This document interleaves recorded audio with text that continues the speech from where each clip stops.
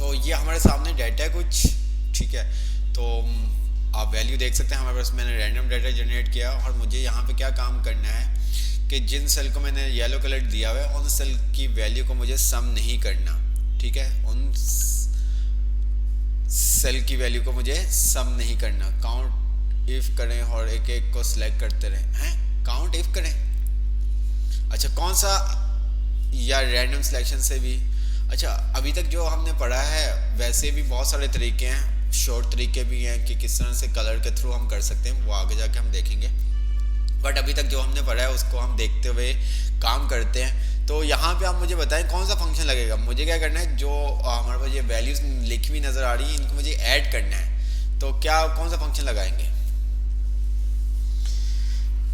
सम जी, कौन सा फंक्शन लगेगा?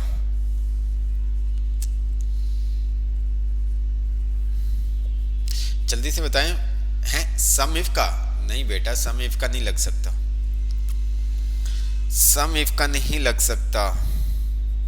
रैंडम सिलेक्शन, जैन अब्बास कह रहे हैं रैंडम सिलेक्शन। ओके फंक्शन बताएं जैन अब्बास, फंक्शन कौन सा यूज होगा? सम इफ करें।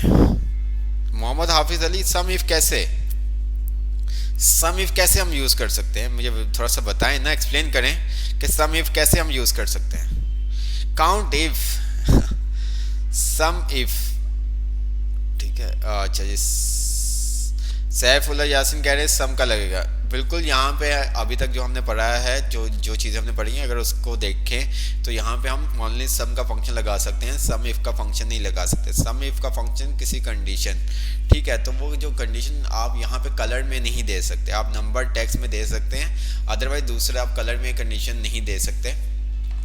तो मैं क्या करूँगा, सम, ठीक है, और या तो मैं क्या करूँ इंडिविजुअली एक एक सेल को सिलेक्ट कर लूँ जैसे कि आपको लास्ट क्लास में बताया था, या मैं क्या करूँ काम को रैंडम सिलेक्शन कर लूँ। मैंने इसकी सिलेक्शन कर ली, कॉमा, फिर मैंने इसकी सिलेक्शन कर ली, कॉमा, फिर मैंने इसकी सिलेक्शन कर ली, कॉमा, फिर मैंने इसकी सिलेक्शन कर ली, कॉमा, फिर मैंने इसकी सिलेक्शन कर ली, कॉमा, फिर मैंने इसकी सिलेक्शन कर ली, कॉमा, फिर मैंने इसकी सिलेक्शन कर ली, कॉमा, फिर मैंने इसकी सिलेक्शन कर ली, कॉमा, फिर मैंने इसकी सिलेक्शन कर ली, कॉमा, ठीक है। तो आप इस तरह से रैंडम सिलेक्शन के थ्रू क्या कर सकते हैं, इसको सम कर सकते हैं, ठीक है। ये देखें,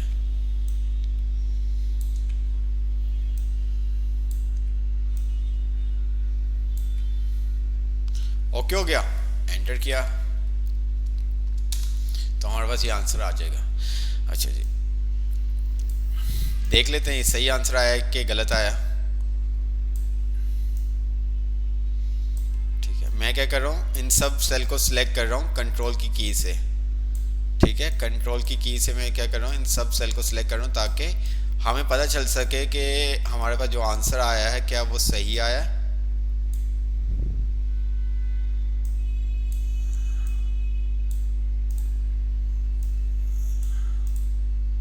ठीक है, तो अगर आप नीचे मैं स्क्रीन का साइज थोड़ा सा छोटा कर देता हूँ ताकि आपको नजर आ सके।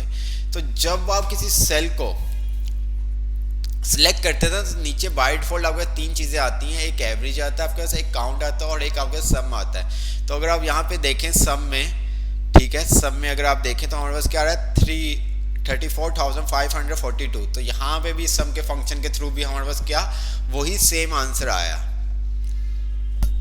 वही सेम आंसर आया है, ठीक है। तो इसका मतलब हमने बिल्कुल सही सिलेक्शन की थी। तो आप इस तरह से क्रॉस चेक भी कर सकते हैं, ठीक है, कि क्या आंसर वो सही आया है या नहीं, क्योंकि इंसान है, गलती तो हो सकती है हमारे से भी। तो इस तरह से हम क्या कर सकते हैं, उसको क्रॉस चेक कर सकते हैं। चले आगे चलते हैं।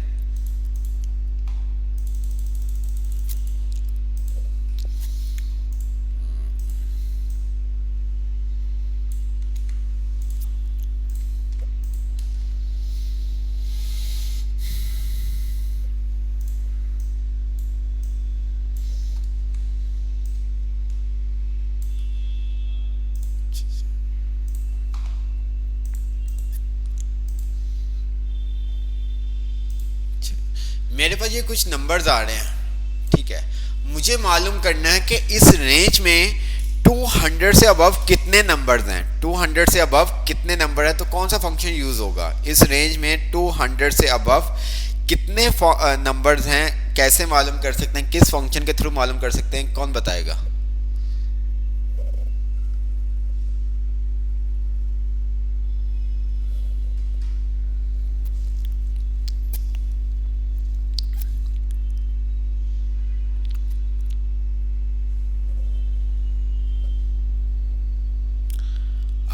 कितने नंबर हैं, हमें इन नंबर को जमा नहीं करना है, ऐड नहीं करना है, हमें नंबर्स मालूम करने हैं कि कितने नंबर्स हैं। हमें इन नंबर्स को ऐड नहीं करना, मुझे मालूम करना है इस रेंज के अंदर 200 से अबव कितने नंबर्स हैं। मेरी बात ध्यान से सुने, मैंने कहा है कि इस रेंज के अंदर हमारे पास 200 से अबव कितने नंबर्स हैं वो हमें मालूम करने हैं, हमें उन नंबर्स को जमा नहीं करना। ठीक है, बात को ध्यान से सुना करें ताकि आप सही से आंसर दे सकें। तो यहाँ पे बहुत सारे मैंने देखा तो वो कुछ सम इफ कह रहे थे, तो यहाँ पे हम क्या करेंगे, काउंट इफ। ठीक है, हमने क्या किया, काउंट इफ का फंक्शन यूज कर दिया, काउंट इफ। ठीक है, रेंज, क्या यहाँ पे मैं इंडिविजुअली एक एक रेंज दे सकता हूँ? क्या मैं यहाँ पे एक एक सेल सिलेक्ट कर सकता हूँ? क्या मैं एक एक सेल सिलेक्ट कर सकता हूँ?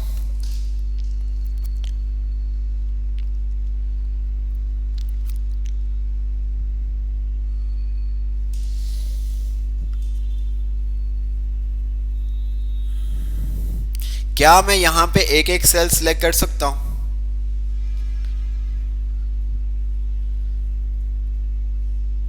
नहीं, बिल्कुल सही, यहां पे आपको रेंज ही देनी पड़ेगी। आप एक ही दफा अगर सेल को सिलेक्ट करना चाहते हैं तो एक दफा ही एक ही सेल को सिलेक्ट कर सकते हैं, आप मल्टीपल सेल को इसके अंदर सिलेक्ट नहीं कर सकते। ठीक है, तो हम क्या करेंगे, रेंज असाइन करेंगे। हमने कहा D2 से लेके कॉलन का साइन लगाया और हमने कह दिया लास्ट सेल हम खुद टाइप कर देते D13। तो ये देखें कॉमा। अब क्राइटेरिया में क्या करूंगा, क्राइटेरिया कैसे दूंगा, क्राइटेरिया कैसे दूंगा? क्या ऐसे दे सकता हूं मैं? जी, क्या मैं ऐसे सही किया? मैंने जो काम किया सही किया?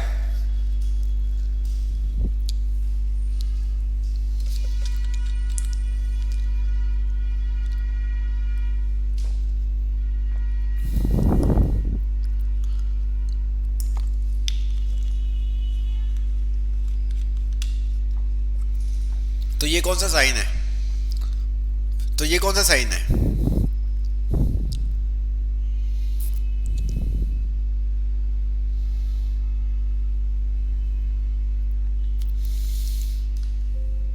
ये देखो,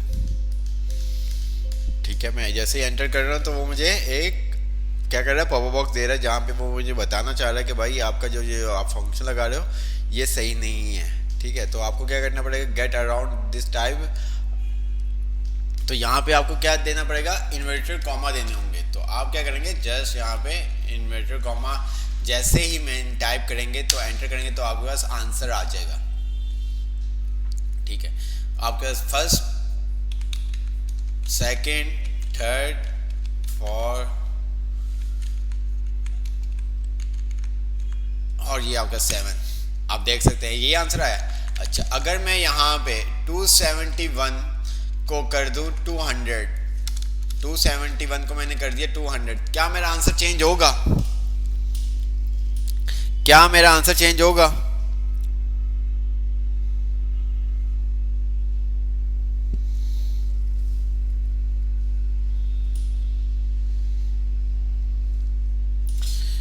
तो क्या आंसर आएगा अब?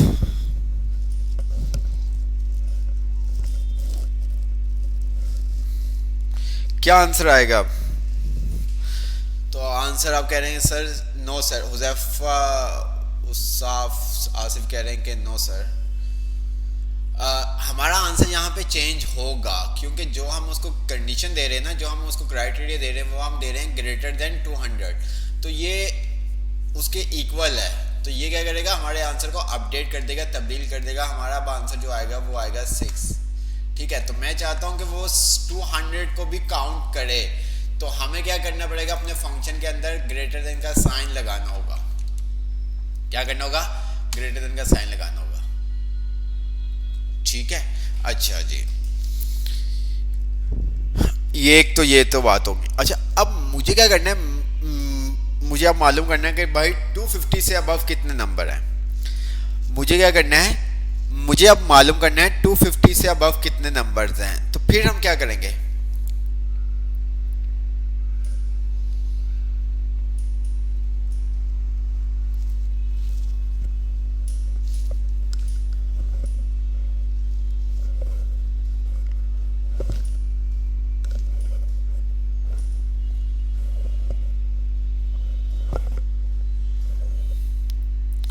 हमें मालूम कर, अच्छा, अब एक चीज आपने समझनी है कि हमें क्या होता है कि जब हम शीट बनाते हैं ना, तो मोस्टली हम इस चीज को देखते मद्देनजर रखते हुए बनाते हैं कि जो आगे जो बंदा बैठा हुआ है ना, जो ये काम करेगा इसके ऊपर, जो भी हम उसको शीट बना के दे रहे हैं, तो उसको एक्सेल के बारे में इतना नहीं पता। ठीक है, अगर पता भी है तो हमारा जो होता है पॉइंट ऑफ व्यू, तो ये होता है कि उसको इतना नहीं पता।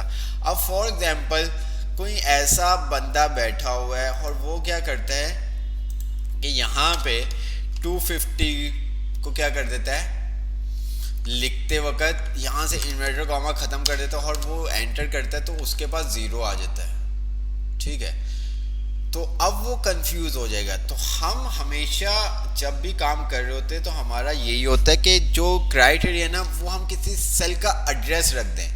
वो हम क्या करें, सेल का एड्रेस रख दें। हार्ड कोड में वैल्यू लिखने की बजाय हम क्या करें, किसी सेल का एड्रेस रख दें। कि अब वहां पे वो क्या करे, अपना क्राइटेरिया चेंज कर दे। अब फंक्शन के अंदर उसका कोई काम नहीं है, फंक्शन के अंदर उसका कोई काम नहीं है।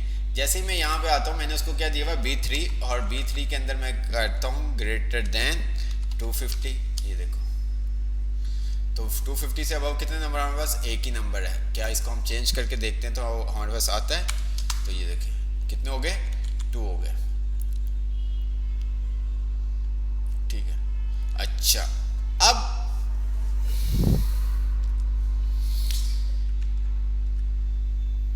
यहां तक समझ में आया आपको।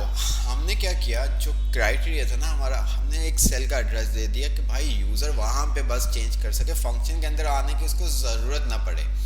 ठीक है, हम जब भी कोई शीट बनाते हैं तो हमारा जो पॉइंट ऑफ व्यू होता है वो ये होता है कि जिस बंदे ने ये यूज़ करना है उसको नहीं आता, उसके लिए सिंपल हम बनाएं ताकि उसको कोई इशू ना आए। अगर वो फंक्शन के अंदर ही उसको एडिट करेगा तो उससे कोई भी मिस्टेक हो सकती है। तो हमने उसको क्या किया, सेल का एड्रेस दे दिया। ओके, अच्छा, अब मुझे क्या करना है, मैं चाहता हूँ जो मेरा ग्रेटर देन या इक्वल टू लेस देन है वो मैं फंक्शन के अंदर ही लिखूँ, बस वो सेल के अंदर नंबर लिख दे। वो क्या करे, उसको 250 चाहिए तो 250 लिख दे, 250 से अबव। ठीक है, 300 से अबव का ही चाहिए तो 300, उसको ग्रेटर देन साइन लगाने की ज़रूरत ना पड़े।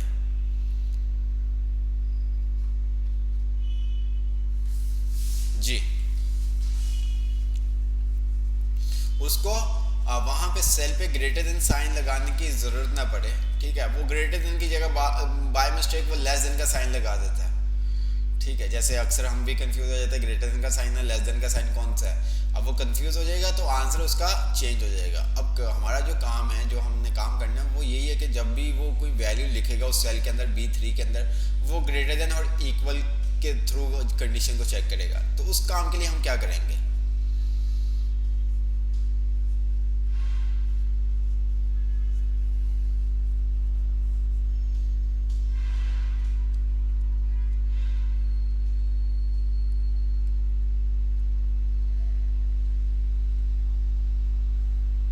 अच्छा, सेल रेफरेंस दे देंगे। आवाज रजा कह रहे हैं कि जिस तरह से आवाज भाई कह रहे हैं वैसे हम करके देखते हैं। हम क्या करते हैं, यहाँ से हमने डिलीट कर दिया और हमने यहाँ पे ग्रेटर देन, ऐसे ही है, ऐसे ही कह रहे हैं आवाज भाई आप।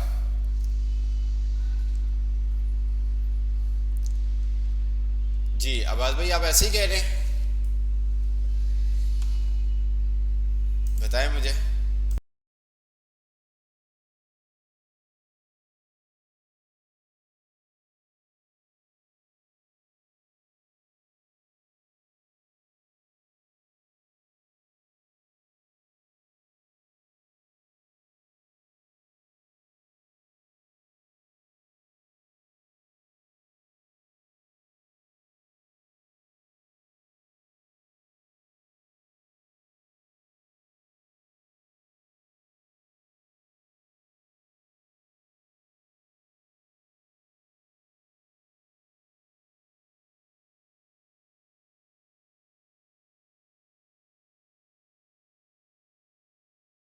अब्बास भाई कह रहे हैं बिल्कुल सही, मैं एंटर कर रहा हूँ, तो ये देखें अब्बास भाई, ये देखें इशू आ रहा है हमारे पास। अच्छा, इन्वर्टर कॉमा के अंदर हम लिख देते हैं तो देन तब ये देखो, अगर हम B3 के अंदर लिखते हैं 200 250, काम ही नहीं कर रहा। अब तो हमारा बिल्कुल भी काम करना बंद हो गया।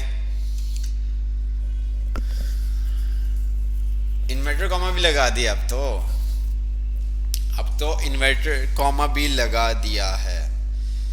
ठीक है, तो वो तो अब किसी चीज को काउंट ही नहीं कर रहा।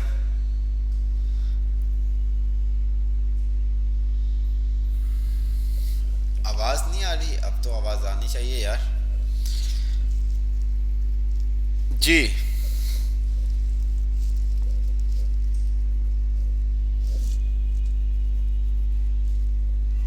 जल्दी से बताएं, कमेंट सेक्शन में जल्दी से बताया करें ताकि आइडिया हो सके, क्योंकि इतना टाइम हमारे पास बहुत शॉर्ट होता है यार।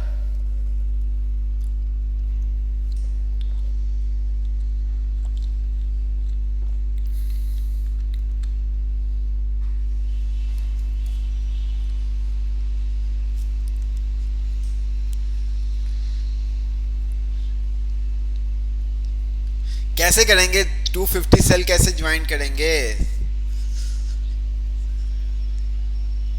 जी? जवाब नहीं आ रहा तो क्या करेंगे?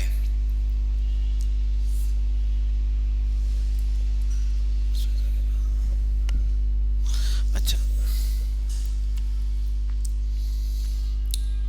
अब मेरा क्वेश्चन ध्यान से सुनिएगा। डेटा आपके पास था, ठीक है, हमने ये करना था उस डाटा के ऊपर काउंट इफ का फंक्शन लगाना था। अब हम यूज़र के लिए इतना इजी कर रहे हैं कि एक सेल का एड्रेस देना चाहते हैं कि उस सेल के अंदर जब भी वो वैल्यू लिखे, ठीक है, तो वो ग्रेटर देन का साइन उसको लगाने की ज़रूरत ना पड़े। अच्छा, अगर हम ये काम नहीं करते, अक्सर आप में से भी समटाइम नर्वस हो जाते, कंफ्यूज हो जाते कि ग्रेटर देन का साइन कौन सा और लेस देन का साइन कौन सा है।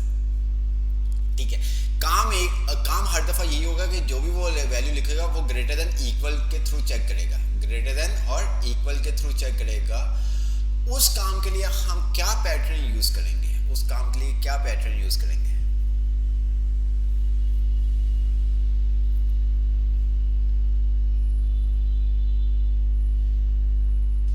कि जस्ट वो सेल के अंदर 100 लिखे तो हमने वहाँ पे लॉजिक पहले ही साइन की हुई है ग्रेटर देन इक्वल की, ठीक है, वो 100 से अबव उस रेंज में नंबर बता के गिन के बता देगा। 200 लिखे 200 से अबव बता देगा, 300 लिखे 300 से अबव बता देगा, 350 लिखेंगे तो 350 से अबव बता देगा।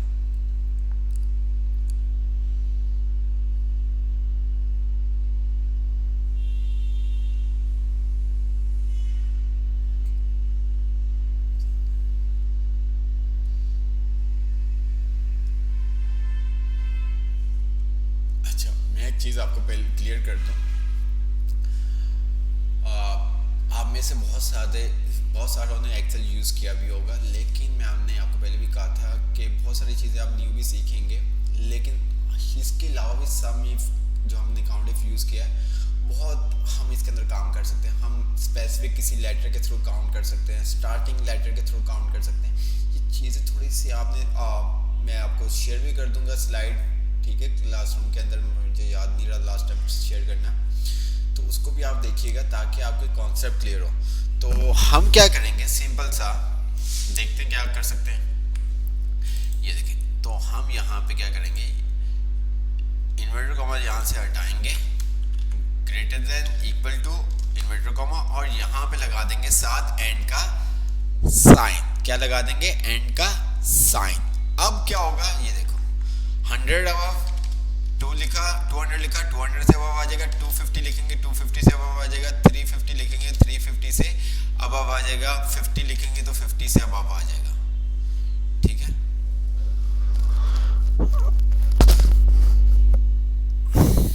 सम आई थिंक सम इफ से होगा। सम इफ तब लगेगा जब आपने किसी वैल्यू को जमा करना होगा। गिनने के लिए कभी भी सम इफ नहीं लगेगा, किसी चीज को गिनने के लिए कभी भी सम इफ नहीं लगेगा। ठीक है, माइक बिल्कुल मेरे पास है, आपका माइक वो स्पीकर का इश्यू होगा। ठीक है, तो हमने क्या किया, यहाँ पे फंक्शन के अंदर ये हमारा हमने रेंज असाइन कर दी, कॉमा दिया, और क्राइटेरिया के अंदर मैंने क्या किया, inverter comma greater than equal to का साइन लगाया, और उसके साथ मैंने इन्वर्टर कॉमा को क्लोज कर दिया, और मैंने कहा एंड बी 3। ठीक है, अब यूजर जस्ट उसको क्या करना पड़ेगा, सेल के अंदर वो लिखेगा नंबर, उसको नहीं बताना पड़ेगा ग्रेटर देन लेस देन। ठीक है, उसको नहीं बताना पड़ेगा ग्रेटर देन लेस देन है, क्योंकि हमने उसको फंक्शन के अंदर ही इम्बोस कर दिया हुआ है कि बस उसको सेल का एड्रेस बता दिए, भाई तुमने जो भी नंबर गिनने होंगे कि 200 से अबव कितने नंबर हैं, या 500 से अबव कितने नंबर है, या 1000 से अबव कितने नंबर है, आपने बस B3 वाले सेल के अंदर वो वैल्यू लिख देनी है जिसके थ्रू आप गिनना चाहते हैं।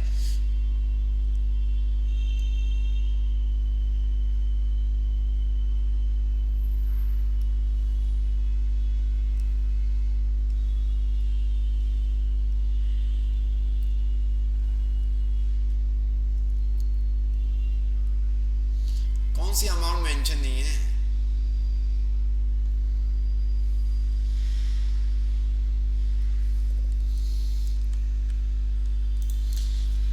क्लियर, थोड़ा सा समझ में आया? मैं इसमें आपको बहुत ज़्यादा कंफ्यूज करूंगा, मैं आपको एक बात बता दूं, क्योंकि अगर आपको एक्सेल समझ में नहीं आएगा ना, तो आगे आप प्रोग्रामिंग जल्दी से नहीं समझ पाएंगे। ऐसा नहीं कि नहीं ही समझ पाएंगे, हर कोई, सबके पास वही माइंड होता है, लेकिन टाइम वहाँ पे फिर बहुत ज़्यादा आपको टाइम देना पड़ेगा। ठीक है, तो फंक्शंस का आपको पता होना चाहिए, किस फंक्शन का क्या काम है, उसको हम किस पैटर्न के थ्रू यूज कर सकते हैं, बस। ठीक है, तो एक्सेल आपके कॉन्सेप्ट क्लियर होंगे तो मैं आपको बता रहा हूँ कि जावास्क्रिप्ट के अंदर बहुत सारी चीज़ें आपके लिए आसान हो जाएंगी। आप जैसे ही आपको बताया जाएगा, आपके माइंड में ऑलरेडी ये चीज़ें होंगी, आपको पता चल जाएगा कि अच्छा भी सिंटैक्स चेंज होगा, बट पैटर्न, बहुत सारी चीज़ें आप सिमिलर नाम उनके सुनेंगे, तो आप जल्दी से उन चीज़ों को पिक कर लेंगे। ठीक है, हम अगर एंड का साइन नहीं लगाएंगे तो वो हमारा फंक्शन क्या करेगा, क्योंकि हमने उसको इन्वर्टर कॉमा दिया हुआ है, तो वो उसको B3 वैसे ही काउंट करेगा।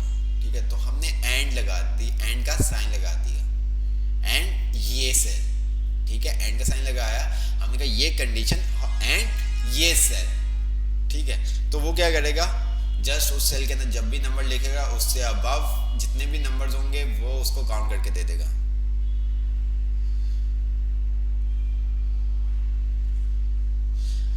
जिनको एक्सेल समझ में नहीं आ रहा, तो वो फिर प्रोग्रामिंग कैसे समझेंगे, ये आप खुद सोच लें।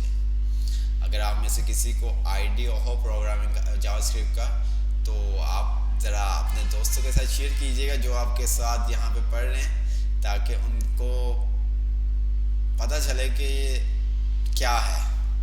ठीक है, सारी दिमाग की गेम है, मैं आपको बता रहा हूँ, सब दिमाग की गेम है। जिस तरह से एक्सेल लॉजिकल, जावास्क्रिप्ट भी आपकी लॉजिकल है।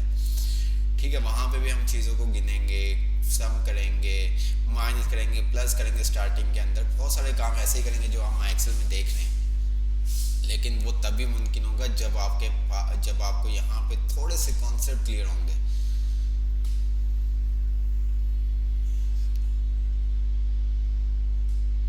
जी जी, मैं क्लासरूम में सेंड कर दूंगा PDF, बिल्कुल। अच्छा, आगे चलते हैं। हमने कौन कौन सा देख लिए थे, सम इफ नहीं देखा था, काउंट देख लिया था, काउंट ए देख लिया था, काउंट इफ देख लिया था, और इसी तरह से हमारा आ गया था काउंट ब्लैंक। अच्छा जी, एक चीज़ हमेशा याद रखनी है आपने, क्या कि फंक्शन जब भी आपने यूज़ करना, उसका आपको पर्पस का पता होना चाहिए कि ये फंक्शन क्या काम करेगा। कम के लिए क्या करना होगा, लेस देन का साइन लगाना होगा, बस सिंपल सा। आपको क्या करना पड़ेगा, लेस देन का साइन लगाना होगा। ठीक है,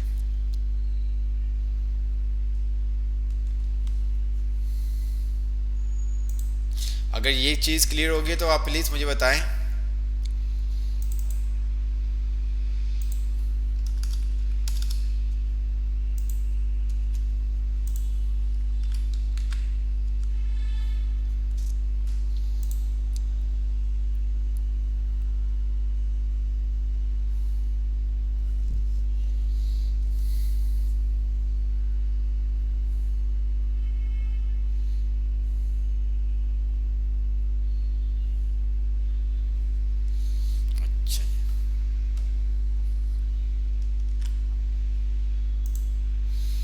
क्लियर।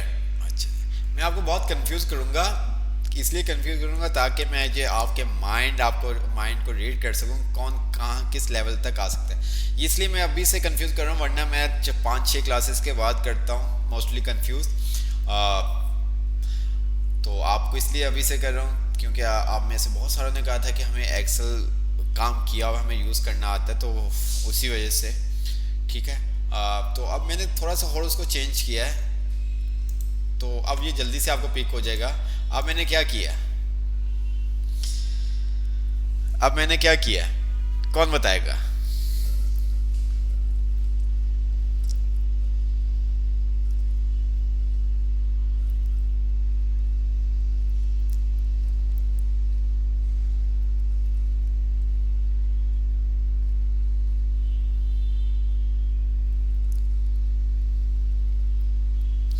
जी जल्दी से बताएं क्या किया अभी मैंने।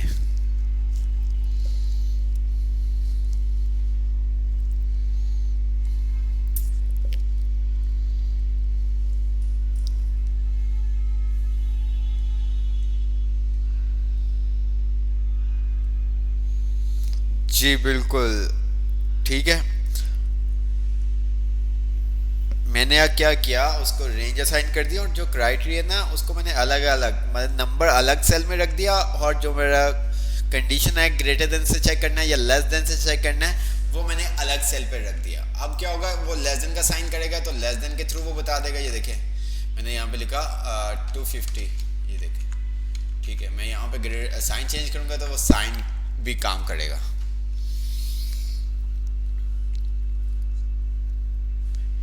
एक में एंड का साइन नहीं है, हमने एंड इसलिए लगाया कि ये भी। ठीक है, मीन्स के एंड हमने ये इसलिए लगाया कि उसको मिलाने के लिए B4 एंड B3। अब B4 के अंदर हमने उसको बता दिया भाई ग्रेटर देन, ठीक है, और इसके अंदर हमने बता दिया उसको B3 के अंदर उसकी वैल्यू। जो काम हम ये यूं कर रहे थे, हमने कहा count if range comma inverter comma greater then 250। ये देखें ये काम। अब जो हम कंडीशन मतलब कि जो हमारी क्राइटेरिया था वो हम फंक्शन के अंदर लिख रहे थे। ठीक है, वो क्या कर रहे थे, फंक्शन के अंदर लिख रहे थे, तो उसको हमने क्या किया, तोड़ दिया अलग अलग। जो हमारा ग्रेटर देन ऑपरेटर का साइन है उसको अलग सेल में असाइन कर दिया, और जो वैल्यू थी उसको अलग सेल में असाइन कर दी। ठीक है, ये देखें।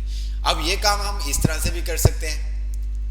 हमने कहा इफ, ठीक है, इफ कह रहा हूं काउंट इफ, ठीक है, ये रेंज कॉमा, और मैंने डायरेक्ट यहाँ पे ये वाला सेल दे दिया B2। ओके, अब मैंने यहाँ पे कह दिया ग्रेटर देन 250।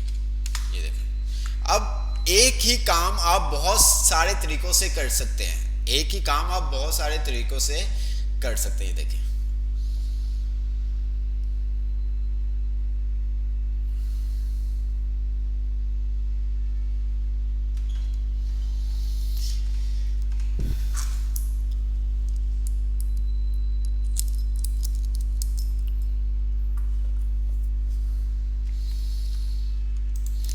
एक्सेल के अंदर मैथमेटिक्स में एक काम बहुत सारे पैटर्न से कर सकते हैं, तब भी कर सकते हैं जब आपको कॉन्सेप्ट क्लियर होंगे। ठीक है, अब आपके सामने मैं डायरेक्ट फॉर एग्जांपल लगा तो काउंट इफ का हुआ है, मैं आप देखते कि यार इसने एंड का साइन किया, क्या काम किया, इसने सेल का एड्रेस दिया हुआ है, ऐसा तो होता नहीं है। लेकिन आपको पता होगा तो आप जज कर सकोगे कि ये काम क्या हो रहा है।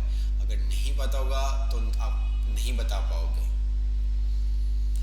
ठीक है, तो बस यही बात है एक्सेल के अंदर। तो मैंने आपको पहले भी कहा था वर्ड की तरह नहीं, आपको लेके चलना पड़ेगा एक्सेल को। अगर आप वर्ड में 1 घंटा दे देते थे, एक्सेल में आपको 2 घंटे देने पड़ेंगे। ठीक है, फिर जाके आपको चीज़ें क्लियर होंगी।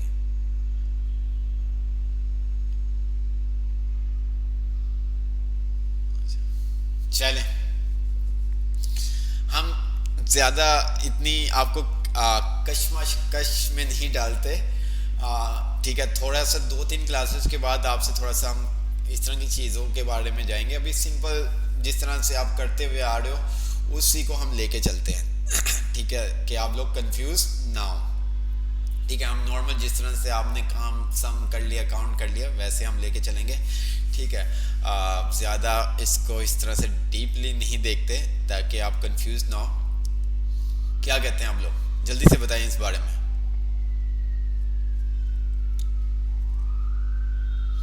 सिंपल रख के चलें थोड़ा सा, या थोड़ा सा टफ रख के चलें, जैसे आप कहेंगे वैसे हम चलेंगे।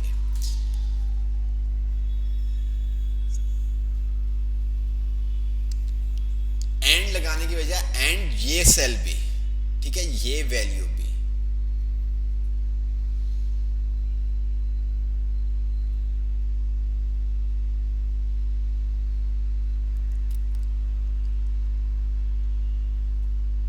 नहीं बेहतर, मैं तो इसलिए थोड़ा सा चल रहा था ताकि आपका माइंड खुल सके, आप सोच सके चीज़ों को कि किस तरह से काम हो रहा है।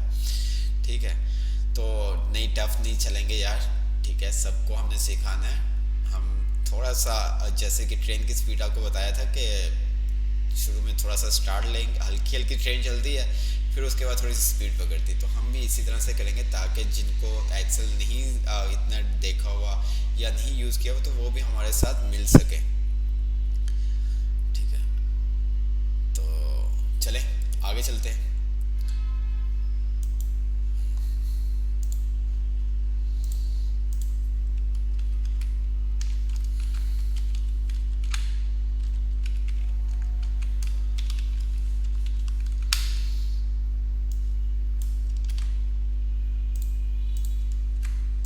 जी, मिन का फंक्शन, आप में से मिन का फंक्शन एक चीज अपने पास नोट डाउन कर लें, अपने माइंड में फिक्स कर लें कि ऐसा बिल्कुल भी नहीं है कि जो मैं एग्जांपल करवा रहा हूँ बस उसी के ऊपर मीन काम करेगा, उसी के ऊपर मैक्स काम करेगा, उसी के ऊपर काउंट काम करेगा, उसी के ऊपर काउंट ए काम करेगा, या सम काउंट करेगा, या एक्स वाई जेड। ऐसा कुछ भी नहीं है। जो उनका पर्पस है वो आपने समझना है। ठीक है, जैसे कि मैंने आपको बताया था काउंट इफ का काम है। काउंट इफ से आप क्या काम ले सकते हो कि आप उसको कोई भी रेंज देते हो और उस रेंज के अंदर आप अपनी मर्जी से कोई भी चीज़ को काउंट करवा सकते हो। ठीक है, अगर वो उस रेंज में हो ही तो वो आपको काउंट करके दे देगा, अदरवाइज वो आपको ज़ीरो दे देगा। ठीक है, ये चीज़ें आपको समझ में आनी चाहिए कि काउंट क्या करता है, काउंट ए क्या करता है, काउंट ब्लैंक क्या काम करता है, ये चीज़ें आपको समझ में आनी चाहिए। ठीक है, तो इसी तरह से हमारे पास कुछ फंक्शंस होते हैं। ठीक है, एक्सेल के अंदर 400 के राउंड फंक्शंस हैं जिसके अंदर हम 25-30 देखेंगे। वो भी आपके ऊपर है, वो भी आपके ऊपर है कि कहाँ तक आप समझ सकते हैं, वरना उस 25-30 से पहले अगर आपकी ब्रेक लगी तो हम 25-30 से पहले ही इसको एंड कर देंगे। ठीक है, तो मिन, मिन का मतलब क्या होता है? मिन का मतलब क्या होता है, ज़रा थोड़ा सा क्विकली आप आंसर देंगे तो मज़ा भी आएगा आप लोगों को। मिन, मिन मिन मिन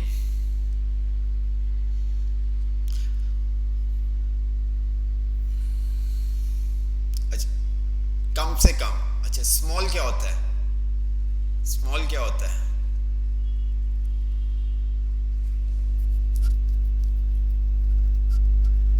मिनिमम, बिल्कुल जी। स्मॉल क्या होता है?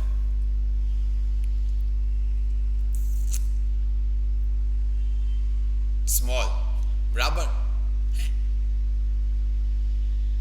छोटा, छोटा। अच्छा जी, चलें अब यहाँ पे आपने अपने कॉन्सेप्ट क्लियर करने हैं। ठीक है, हम यहाँ पे आ जाते हैं, तो हम फंक्शन ओपन करते हैं मिन का।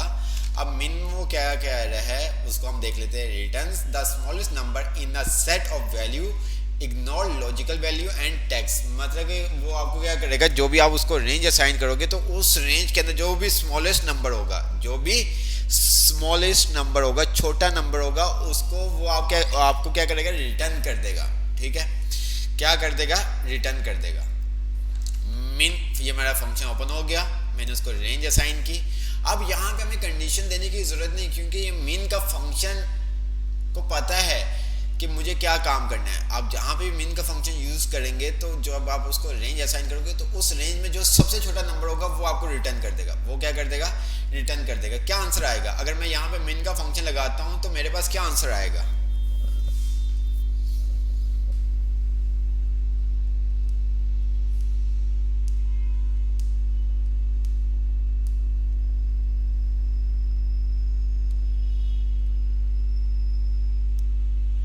67। ओके, ऐसे ही ना, मेन। और अच्छा, क्या मैं यहाँ पे इंडिविजुअली एक एक सेल का एड्रेस दे सकता हूँ?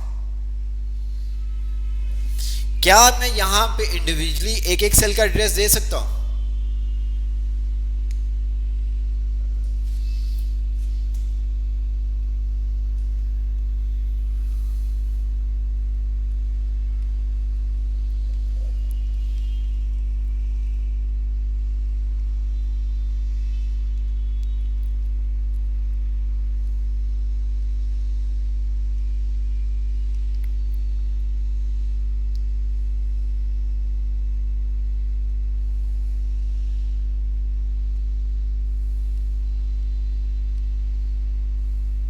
फायदा नहीं, फायदा वो बात की बात है, क्या मैं दे सकता हूँ, ऐसा काम कर सकता हूँ कि नहीं कर सकता?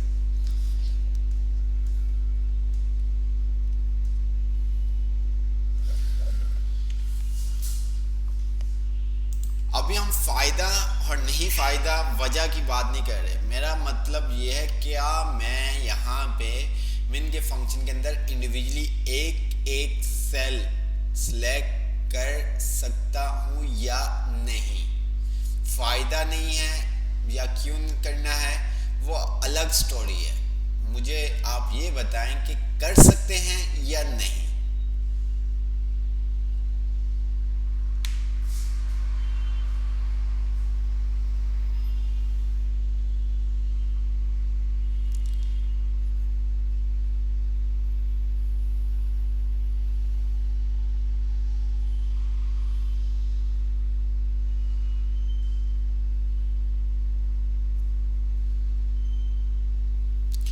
हम कर सकते हैं, डेफिनेट कर सकते हैं। वो फायदा नहीं फायदे वाली बात अभी आप साइड पे रखें, हम कर सकते हैं। आपको मैंने पहले फर्स्ट क्लास में कहा था कि कुछ ऐसे फंक्शन होते हैं जिसके अंदर आप एक ही आर्गुमेंट पास कर सकते हैं, कुछ ऐसे फंक्शन होते हैं जिसके अंदर दो आर्गुमेंट पास कर सकते हैं, कुछ ऐसे फंक्शन है जिसके अंदर आप तीन आर्गुमेंट पास कर सकते हैं, कुछ ऐसे फंक्शन है जिसके अंदर आप चार आर्गुमेंट पास कर सकते हैं, कुछ ऐसे 10, 20 और मैक्सिमम कुछ ऐसे फंक्शन है जिसकी लिमिट 255 है। अब यहाँ पे जब मैं एक सेल सेलेक्ट करने का कॉमा लगा रहा हूँ तो आप देख रहे हैं कि नीचे नंबर चेंज हो रहे हैं। ठीक है, ज्यादातर जहाँ पे हम मतलब इंडिविजुअली सेल नहीं सिलेक्ट कर सकते ना, वो कौन सी जगह है जहाँ पे कंडीशंस हमें खुद हम बताते हैं। ठीक है, कंडीशन जैसे कि काउंट, इफ, सम, इफ, ठीक है, इफ, वो वाली तमाम चीजें।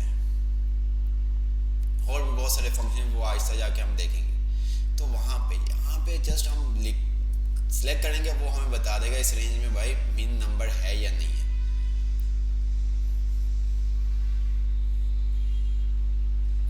ठीक है, तो ये देखें, हम इंडिविजुअली एक एक सेल भी सिलेक्ट कर सकते हैं। J3, J4, J5, J6, J7, J8, J9, J10, J11, J12, J13। क्या आंसर आ गया? 67।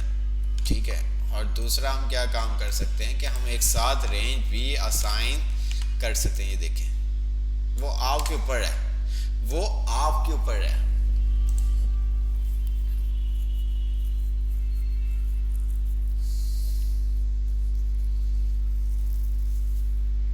ठीक है, अच्छा, मैक्स का क्या काम है? मैक्स क्या होता है? मैक्स मैक्स वो बर्तन वाला मैक्स नहीं बात हो रही, मैक्स की बात हो रही है, मैथमेटिक वाले मैक्स की बात हो रही है।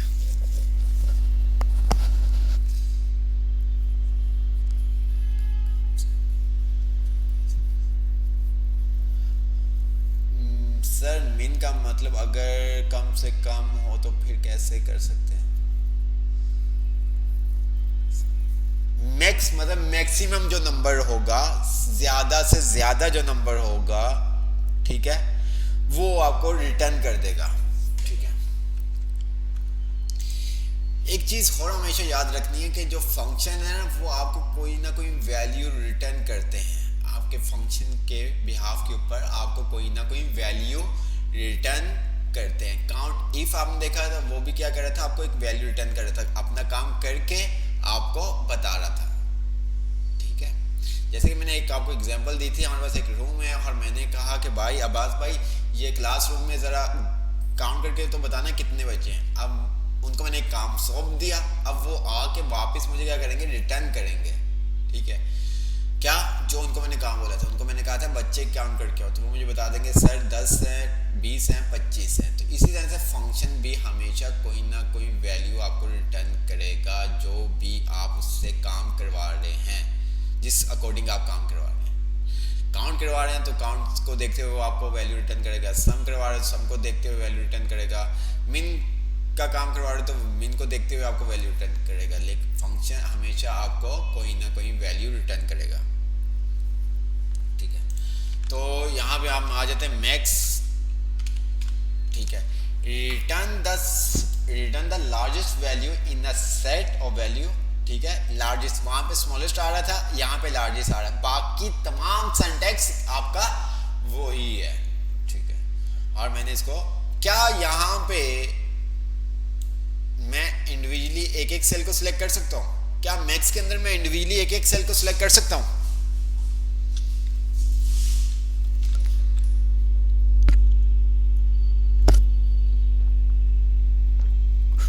हाँ, रिजल्ट देना आप ये समझ सकते हैं।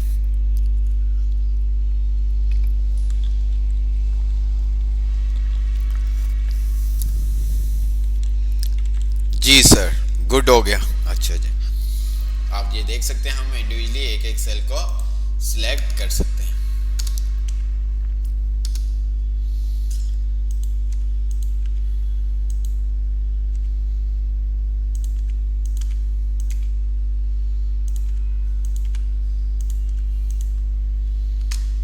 ठीक है, ऐसे ही है। और इसी तरह से हम रेंज भी असाइन कर सकते हैं।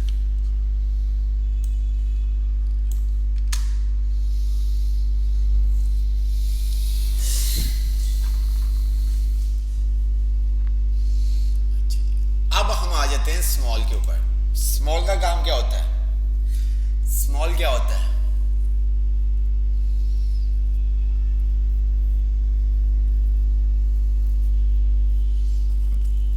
स्मॉल क्या होता है?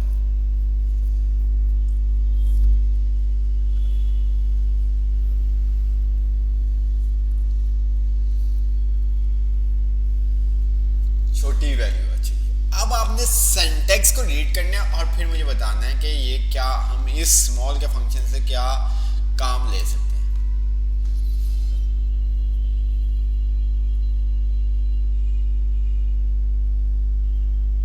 जी, return the kth small value in a data set, for example fit smallest number। ठीक है।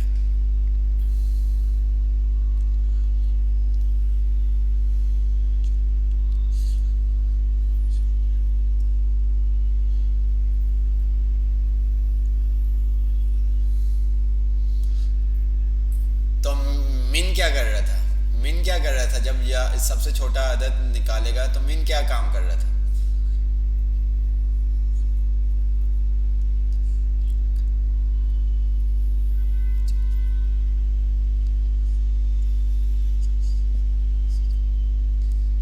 बिल्कुल जैसे दूसरी बड़ी रकम। बिल्कुल। स्मॉल के फंक्शन में आप क्या काम कर सकते हैं, आप अपनी मर्जी के मुताबिक सबसे छोटा नंबर निकलवाना चाहते हैं, सबसे छोटा नंबर वो आपको बता देगा, या उससे बड़ा नंबर मालूम करना चाहते हैं उससे बड़ा नंबर बता देगा, या उससे बड़ा नंबर मालूम करना चाहते हैं तो वो आपको बता देगा। ठीक है।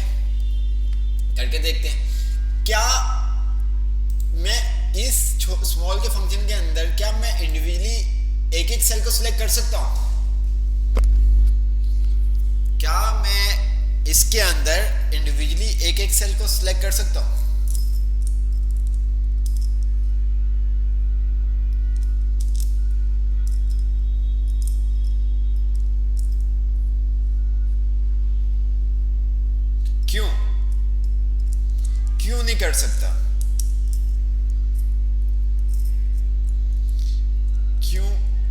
कर सकता। यस रशीद, यस सर, जी सर। अच्छा, जो कह रहे हैं कि कर सकते हैं, वो क्यों कह रहे हैं कर सकते हैं, और जो कह रहे हैं नहीं, तो वो क्यों बोल रहे हैं कि नहीं?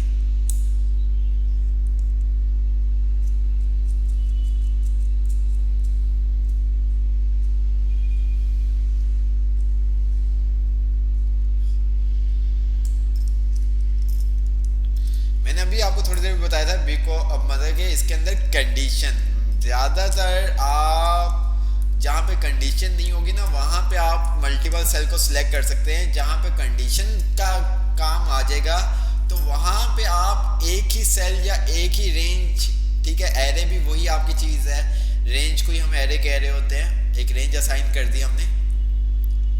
तो इस वजह से तो यहाँ पे आप मल्टीपल सेल को सिलेक्ट नहीं कर सकते, आप एक साथ रेंज को ही सिलेक्ट कर सकते हैं, ठीक है। तो हमने ये रेंज असाइन की, कॉमा, और मैंने यहाँ पे लिख दिया 0। मैंने क्या लिख दिया? 0। आप ध्यान से देखिएगा, और मैंने एंटर कर दिया। ओहो, ये क्या किया इसने? ठीक है, क्या लिखा मैंने? 1। क्या लिखा मैंने? जो मेरा था ना के, वो मैंने लिख दिया 1। मतलब कि मुझे इस रेंज में सबसे छोटा, पहला जो सबसे छोटा नंबर है वो मालूम करना है। तो सबसे पहले नंबर का छोटा नंबर कौन सा है? 67। अच्छा जी, अगर मुझे मालूम करना है कि इस रेंज में सेकंड स्मॉलेस्ट नंबर कौन सा है, दूसरे नंबर का छोटा नंबर कौन सा है इस रेंज में, इस रेंज में दूसरा छोटा नंबर कौन सा है, तो फिर मैं क्या करूंगा, यहाँ पे सिंपल सा 1 को 2 में चेंज कर दूंगा। तो क्या आंसर आना चाहिए अगर मैं 2 लिखता हूं?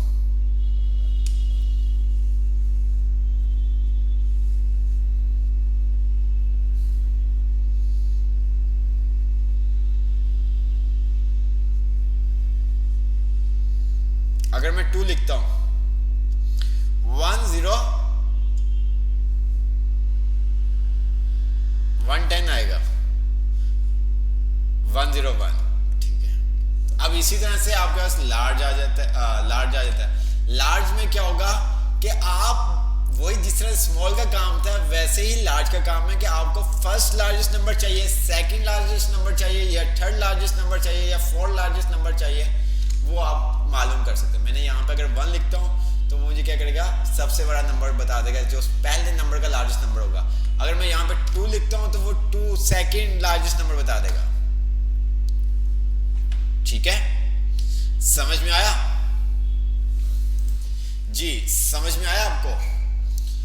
मिन, मैक्स, स्मॉल, लार्ज। अक्सर होता है ना कि भाई दूसरे नंबर किसकी पोजीशन है, ठीक है, तो मतलब कि वहां पे फिर आप मैक्स का काम नहीं ले सकते, आप किससे काम ले सकते हैं? लार्ज से काम ले सकते हैं। हमें मालूम करना है कि भाई टॉप के कौन से स्टूडेंट हैं, टॉप 3 स्टूडेंट्स, उसके लिए हम ये काम कर सकते हैं। तो आपको फंक्शन समझ में आने चाहिए, मिन, मैक्स, ठीक है, स्मॉल, लार्ज। आपको असाइनमेंट दिए जाएंगे, उसको आपने देखते हुए खुद ही फंक्शन यूज करने के, इस काम के लिए कौन सा फंक्शन सूटेबल है, कौन सा फंक्शन यूज हो सकता है, वो आपके ऊपर डिपेंड करता है। आवाज बंद हो गई?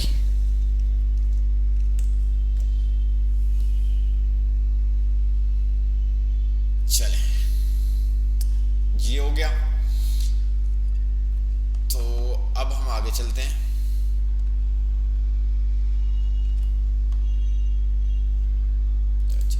हमारे पास डेट और टाइम की शॉर्टकट की होती है। क्या? डेट और टाइम की शॉर्टकट की होती है। अच्छा, कंट्रोल कॉलन का बटन आप प्रेस करते हो तो आपके पास टाइम और डेट आ जाती है, कंट्रोल शिफ्ट कॉलन का बटन प्रेस करते हो तो आपके पास टाइम आ जाता है, ठीक है। मैं आपको बता भी देता हूँ ऑन स्क्रीन कीबोर्ड पे, ताकि आपको पता चल जाए। ये देखिए, मैंने क्या किया, यहाँ पे सेल पे क्लिक किया हुआ है, और यहाँ पे आप देखेंगे तो आपको पता चल जाएगा मैं कौन सी की प्रेस कर रहा हूँ। अगर आप वॉइस में समझ में नहीं आ रहा, मैंने क्या किया, कंट्रोल शिफ्ट, ये देखें, और मैं क्या कर रहा हूँ, ये कॉलन का बटन प्रेस कर रहा हूँ, तो ये देखें, तो मेरे पास क्या टाइम आ गया। अगर मैं ओनली कंट्रोल कॉलन का बटन प्रेस करता हूँ तो मेरे पास क्या आ जाएगा, डेट आ जाएगी।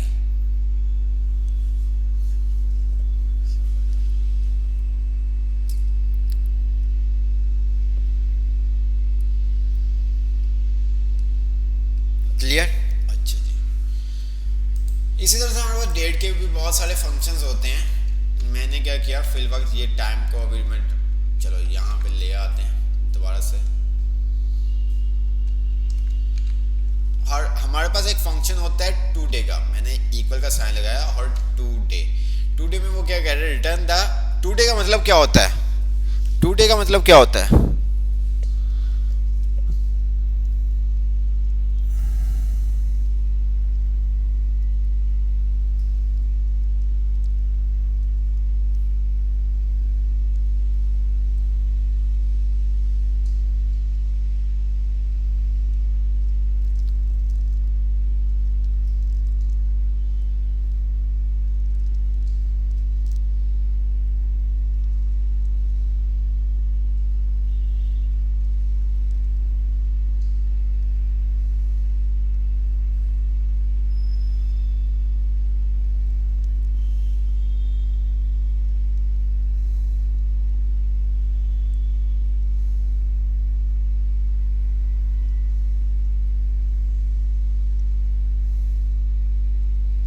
आज ऐसे ही है। मैंने टू डे, कुछ भी नहीं करना है, जस्ट आपने इसको एम्प्टी छोड़ देना है और एंटर करेंगे तो आपके पास क्या होगा, डेट आ जाएगी। इसी तरह से हमारे पास होता है नाउ। नाउ का मतलब क्या होता है?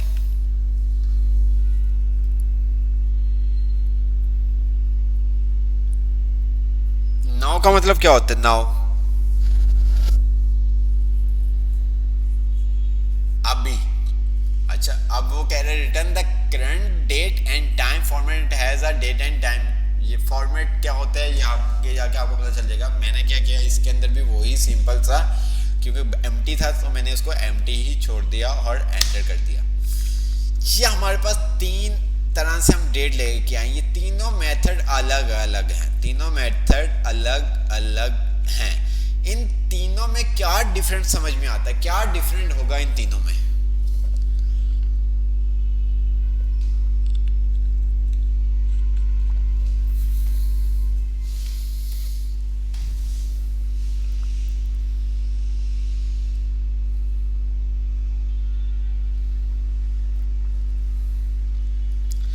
अच्छा, उसके अलावा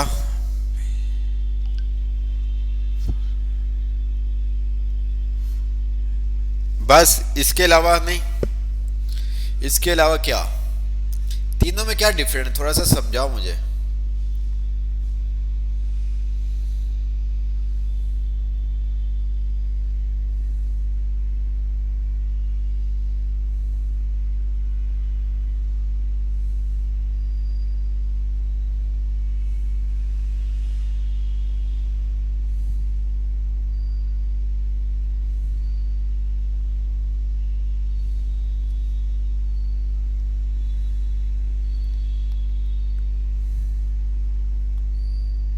ओके।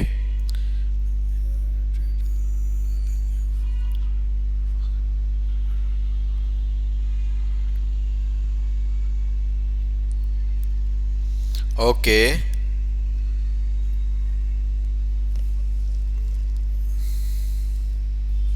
अच्छा, काम हमारा सबका सेम है। आपने देखा कि भाई काम सब पे आंसर आ रहा है, लेकिन तीनों जगह पे जो मेथड यूज हुआ है, जो पैटर्न हमने यूज किया हुआ है, वो हमने किया हुआ है डिफरेंट। ठीक है, फर्स्ट में जो हमने यूज किया है वो हमने क्या किया हुआ है, शॉर्टकट की से डेट इंसर्ट की है। क्या की है? शॉर्टकट की से डेट इंसर्ट की है। दूसरे के अंदर हमने क्या किया हुआ है, हमने टू डे का फंक्शन लगाया हुआ है। तीसरे में हमने क्या किया, नाउ का फंक्शन लगाया हुआ है। अब जो ये वाली डेट है ना, फर्स्ट वाली डेट, ये चेंज नहीं होगी।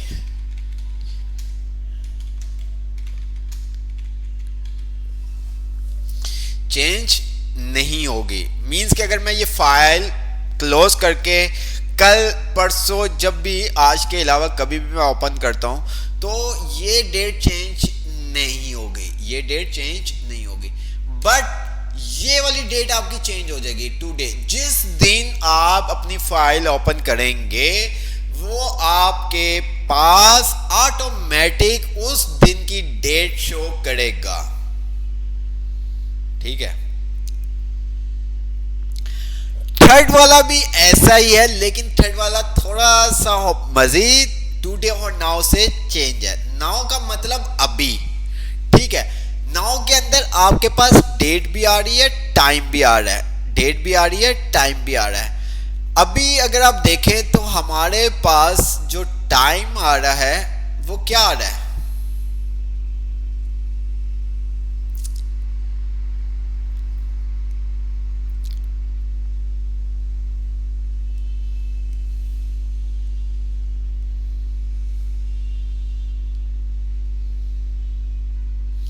क्या टाइम आ रहा है अभी?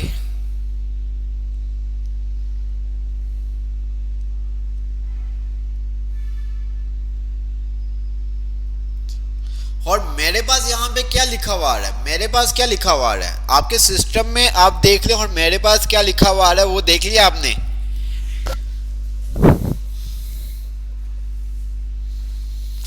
मेरे पास क्या टाइम आ रहा है और आपके पास क्या आ रहा है आपने देख लिया ना? अच्छा,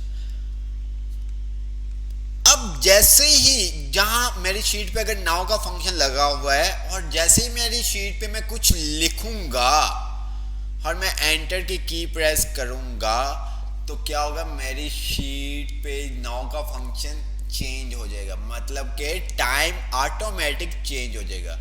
एक चीज आपको मैं बता दूं कि जब भी आप शीट पे कुछ वैल्यू लिख के एंटर करते हो तो आपकी पूरी शीट रिफ्रेश होती है, आपकी पूरी शीट रिफ्रेश होती है। तो जैसे ही मैंने कुछ लिखा और एंटर किया तो ये देखिए मेरा टाइम चेंज हो गया।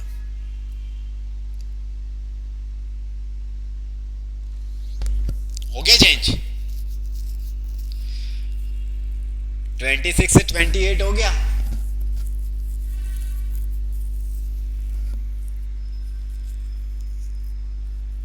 अब मुझे बताओ कि ये वाला नाउ वाला फंक्शन कहां पे आप लोगों ने देखा है?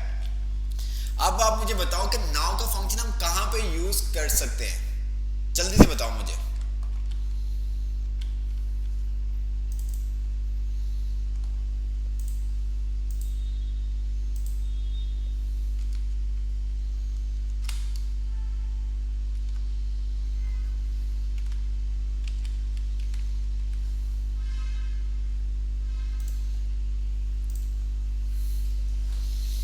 पे स्लिप के ऊपर, ओके। आपने देखा भी हुआ है, बहुत जगहों पे आपने देखा होगा, ठीक है। हम देखते नहीं है बट आपके हाथ से वो गुजर के चीज गई होगी बहुत दफा, एक दफा नहीं बहुत दफा। व्हाट्सएप पे यूज होता है।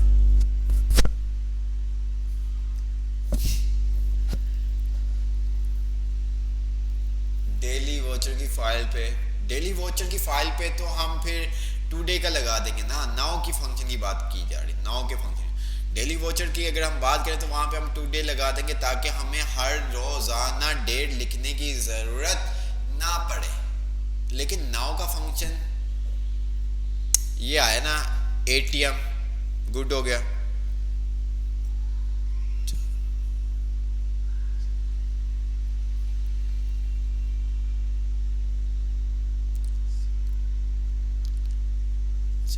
अब आप देखें इम्तियाज के बिल पे, ये देखें ये चीज, ये मैं आपकी थिंकिंग के मुझे पता चला कि क्या हो, आप लोगों को पता भी है क्या डिफरेंट और क्या चीज।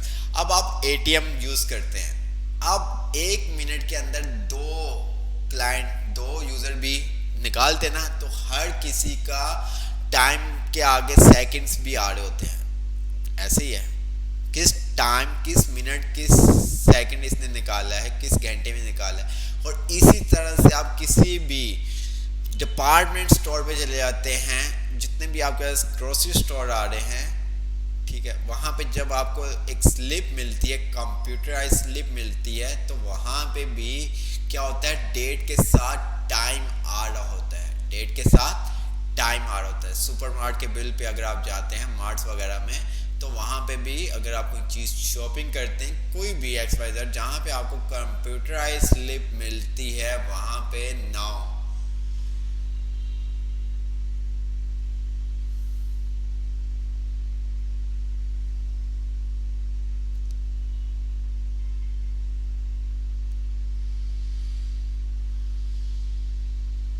समझ में आया?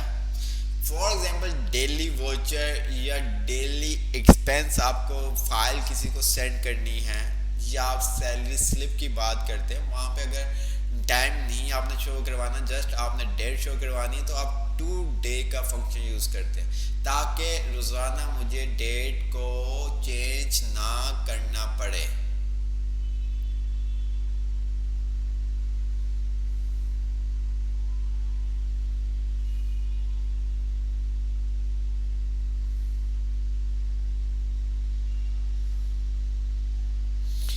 क्लियर हो गया यहाँ तक? Mean, max, small, large, today, now, date की शॉर्टकट की, टाइम की शॉर्टकट की, ये तमाम चीज़ें क्लियर हो गई।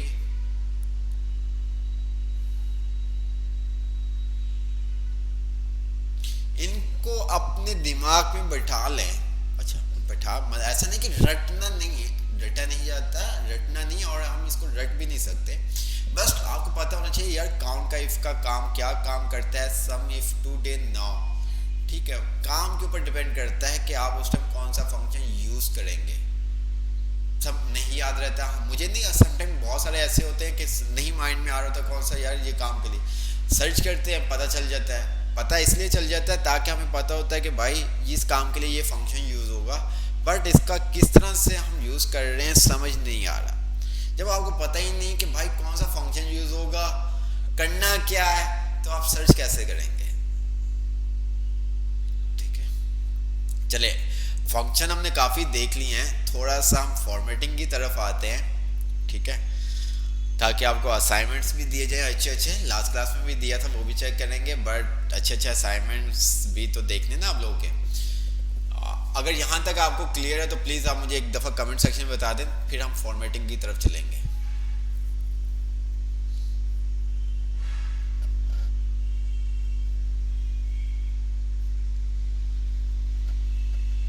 जी जी बिल्कुल, इरशाद फरमाएंगे, हम इरशाद फरमाने के लिए बैठे हुए हैं। ठीक है, तो हम फरमाएंगे, थोड़ा सब्र रखें बस।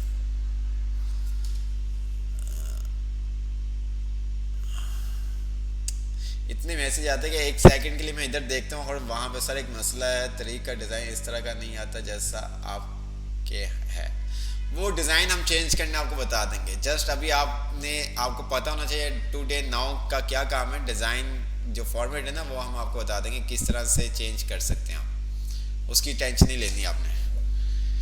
काम नहीं कर रही क्या? आप कौन सी की प्रेस कर रहे हो बेटा? अच्छा जी सर, अब हम आते हैं फॉर्मेटिंग के ऊपर।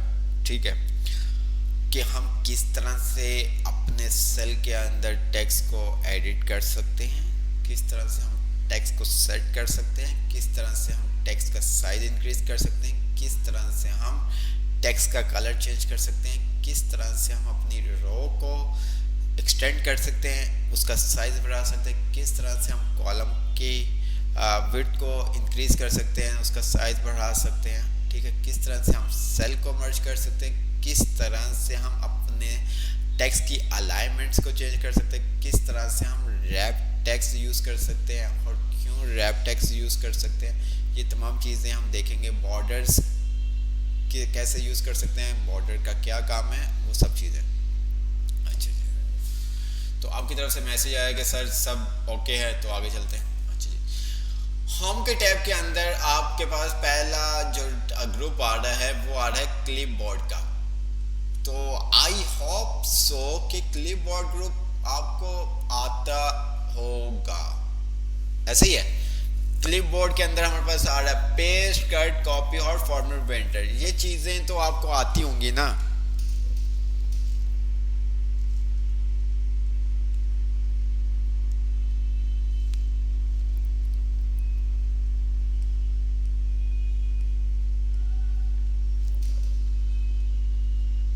ओके गुड, ठीक है। अच्छा, मेरे पास ये पेस्ट डिसेबल क्यों शो कर रहा है, मेरे पास ये पेस्ट डिसेबल क्यों शो कर रहा है, ये पेस्ट एक्टिव नहीं है, ये देखें क्लिक नहीं हो पा रहा। जैसे ये बाकी आपके सारे ना हाईलाइट हुए हुए आ रहे हैं, ओवर पे भी कलर चेंज हो रहा है, बता भी रहा है, लेकिन पेस्ट पे ऐसा कोई काम नहीं हो रहा, क्यों?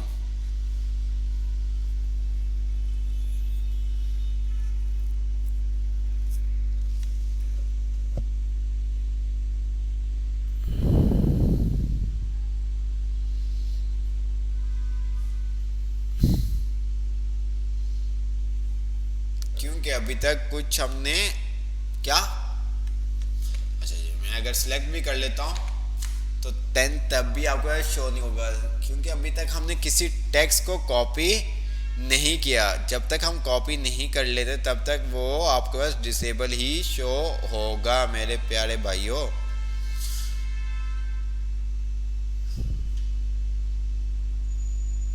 ठीक है, अच्छा जी उसके बाद आपके पास आ जाता है फॉन्ट का ग्रुप। उसके बाद आपके पास आ जाता है फॉन्ट का ग्रुप। फॉन्ट के ग्रुप के अंदर सबसे पहले आपका जो ऑप्शन आ रहा है वो आ रहा है फॉन्ट स्टाइल।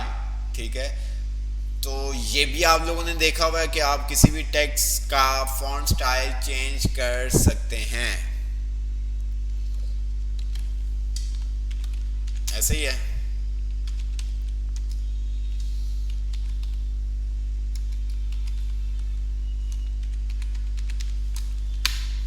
मुझे इसका स्टाइल चेंज करना है, मैं इसका स्टाइल चेंज कर सकता हूँ, ये देखिए।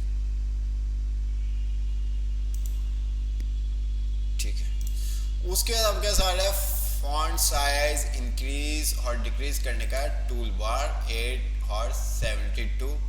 ठीक है, आप यहाँ से भी इसका साइज इंक्रीज और डिक्रीज कर सकते हैं, ये देखें।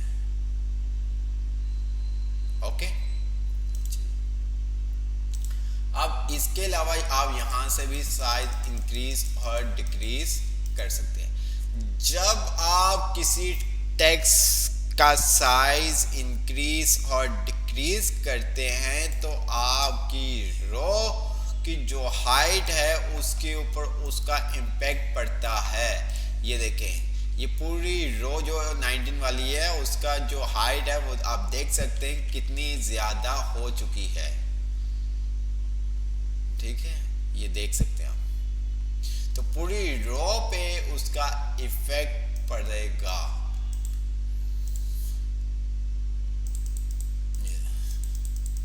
देख रहे हो आप?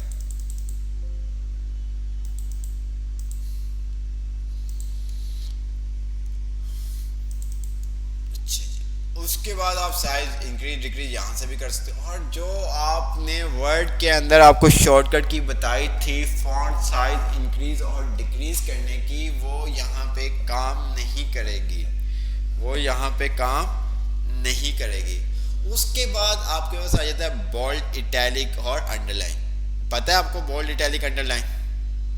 बोल्ड की शॉर्टकट की काम करेगी, बोल्ड लाइक दिस, किसी चीज को आपने मार्कर के साथ जो आप लिख रहे होते हैं वो आप बोल्ड के थ्रू वो काम करवा सकते हैं। इटैलिक, इटैलिक कर देगा, तिरछा कर देगा। अंडरलाइन क्या करेगा?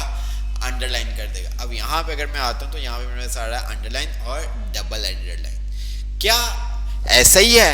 हम इससे ज्यादा अपनी मतलब के हमारे पास दो ही ऑप्शन है अंडरलाइन के एक सिंगल और एक डबल अंडरलाइन।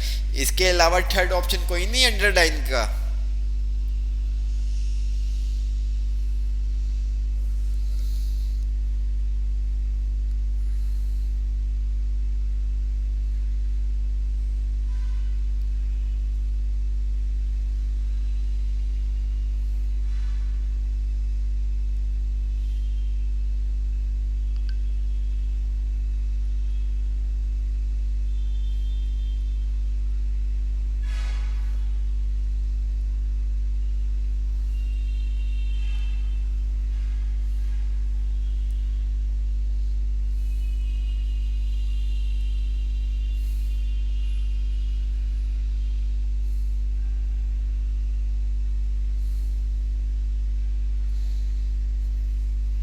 जी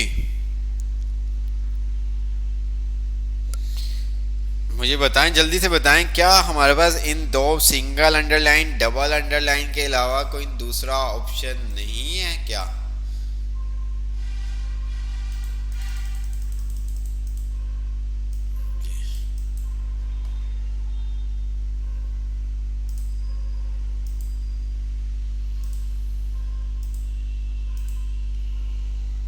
नहीं, बॉर्डर तो एक अलग चीज है। बॉर्डर तो बेटा अलग चीज है। बॉर्डर तो आपके सेल को बॉर्डर करता है ना। अंडरलाइन का मतलब कि जितना टेक्स्ट लिखा होगा उसको अंडरलाइन करेगा। बॉर्डर कहां से अंडरलाइन में आ गया? मुझे ये बताओ, बॉर्डर कहां से आ गया अंडरलाइन में?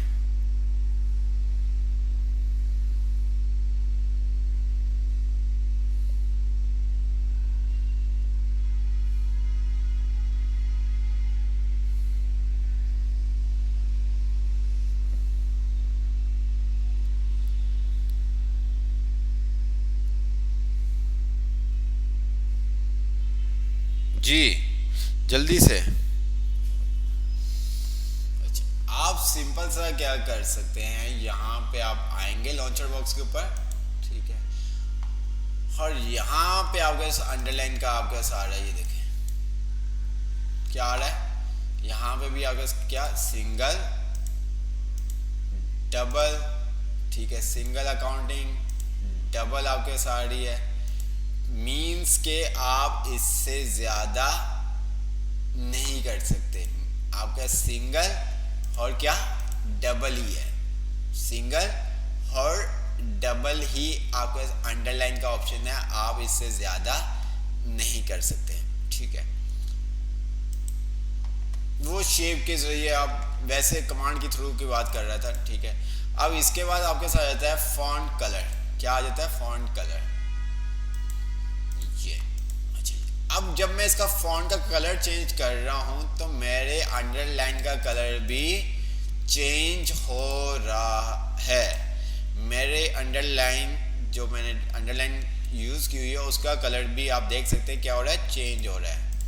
अगर मुझे अपनी अंडरलाइन का कलर चेंज करना है, टेक्स्ट की अंडरलाइन का कलर चेंज करना है, तो क्या करूंगा,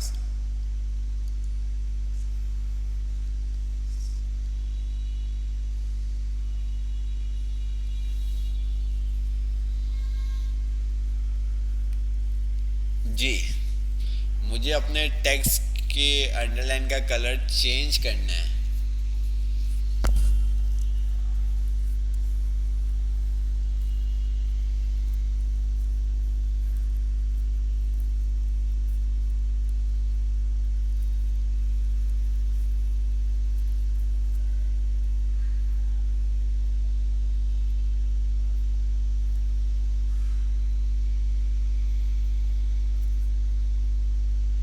जल्दी से कमेंट बता दो यार, कमेंट में जल्दी से बताओ ताकि आगे मूव हो।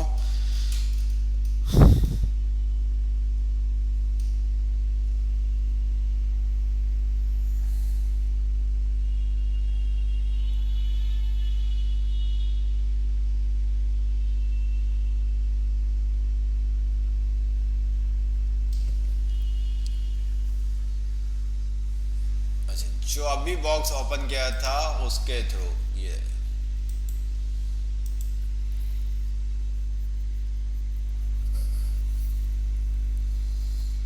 जी,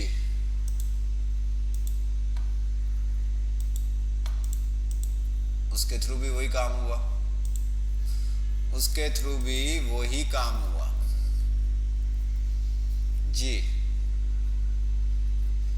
अगर उसके थ्रू भी तो वही काम हुआ, तो इससे आपको क्या समझ में आया, इससे आपको क्या समझ में आया, अच्छा ये हम आगे जाके देखेंगे, ठीक है, ये सेल स्टाइल क्या काम करते हैं वो एक अलग चीज है, ठीक है, ये देखो ये अलग चीजें हैं, ये अलग चीजें हैं, ओके, ये देखो, जी,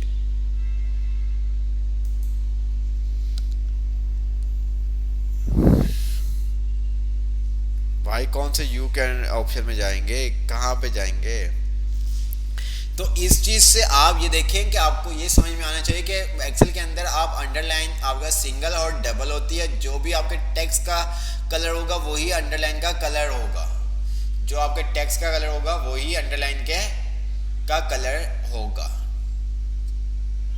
ठीक है, जी बिल्कुल,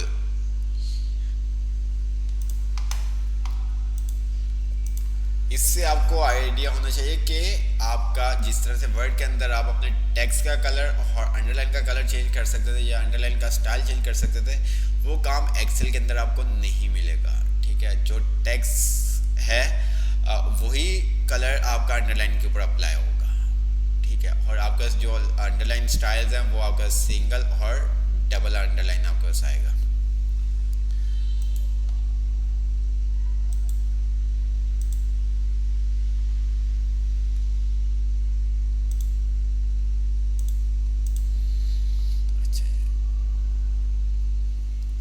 यहाँ पे हमारे पास कुछ ऑप्शन शो नहीं कर रहा है, सबस्क्रिप्ट, सुपरस्क्रिप्ट, स्ट्राइक थ्रो, तो वो आपको यहाँ पे मिल जाएंगे। अगर आपने यूज़ करने होंगे सबस्क्रिप्ट या सुपरस्क्रिप्ट की कमांड तो वो आपको यहाँ पे मिल जाएगी। ठीक है, स्ट्राइक थ्रो, सुपरस्क्रिप्ट, सबस्क्रिप्ट आपको यहाँ पे मिल जाएंगे अगर आपने यूज़ करने होंगे।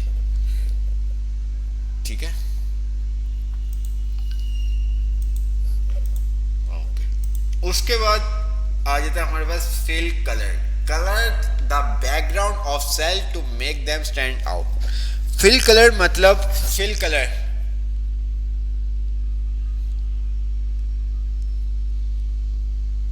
कर सकते हैं, उसके जरिए भी कर सकते हैं बेटा। कमांड की बात कर रहा था, शेप की बात नहीं कर रहा था अभी। ठीक है, काम तो आप बहुत सारे तरीकों से कर सकते हो, जस्ट आपको पता होना चाहिए जी। फिल कलर, फिल कलर क्या करेगा?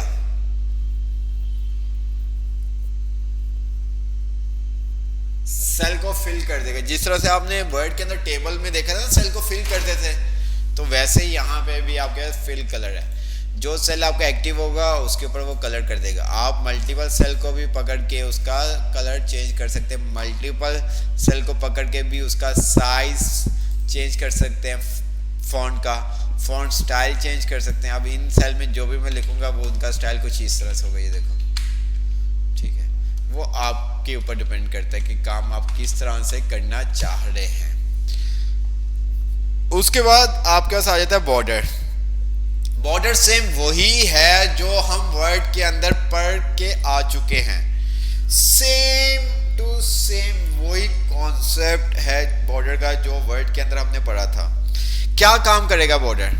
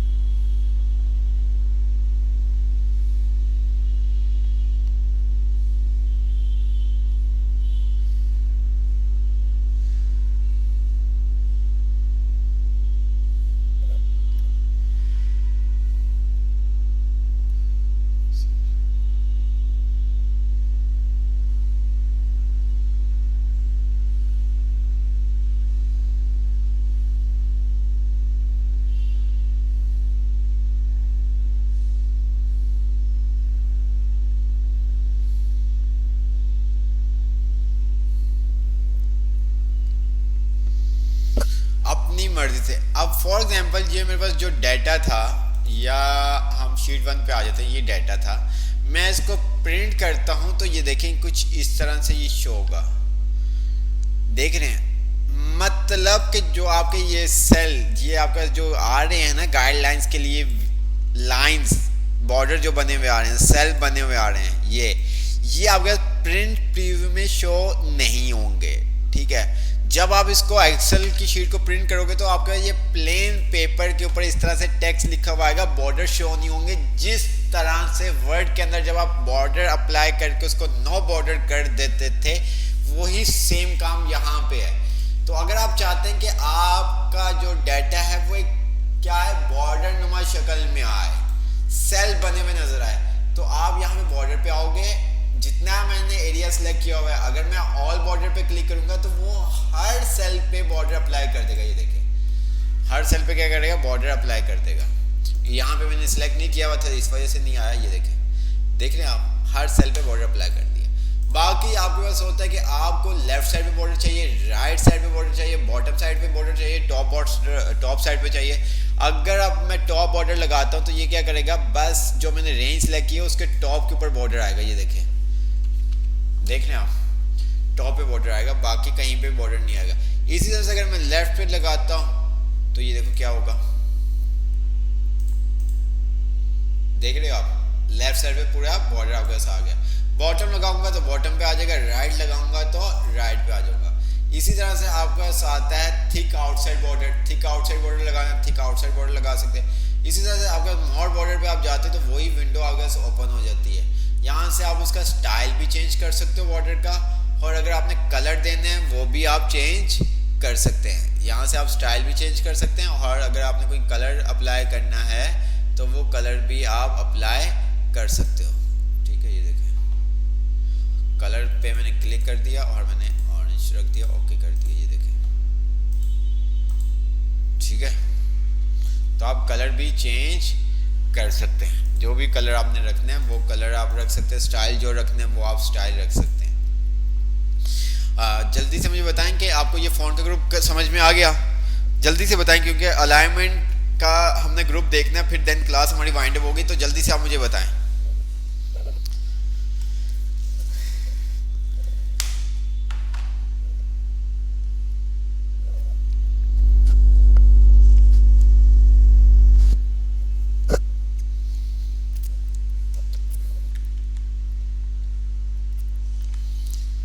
यार ये तो फॉर्मेटिंग है, ये तो समझ में आ जानी चाहिए, क्योंकि वर्ड के अंदर हमने ये सारा काम किया हुआ है। चलो फंक्शन का थोड़ा सा आता है कि समझ में नहीं आ रहा, लेकिन फॉर्मेटिंग तो हम ऑलरेडी वर्ड के अंदर देख के आ चुके हैं, तो वो तो आपको समझ में आ जानी चाहिए। जिनको नहीं आ रही बार बार वीडियो देखें, बार बार प्रैक्टिस करें, बार बार अपने साथी से पूछें, बार बार ग्रुप में पूछें, बार बार मेरे से पूछ लें, लेकिन प्रैक्टिस करें ताकि आपको ये तमाम चीज़ें क्लियर हों। अच्छा जी,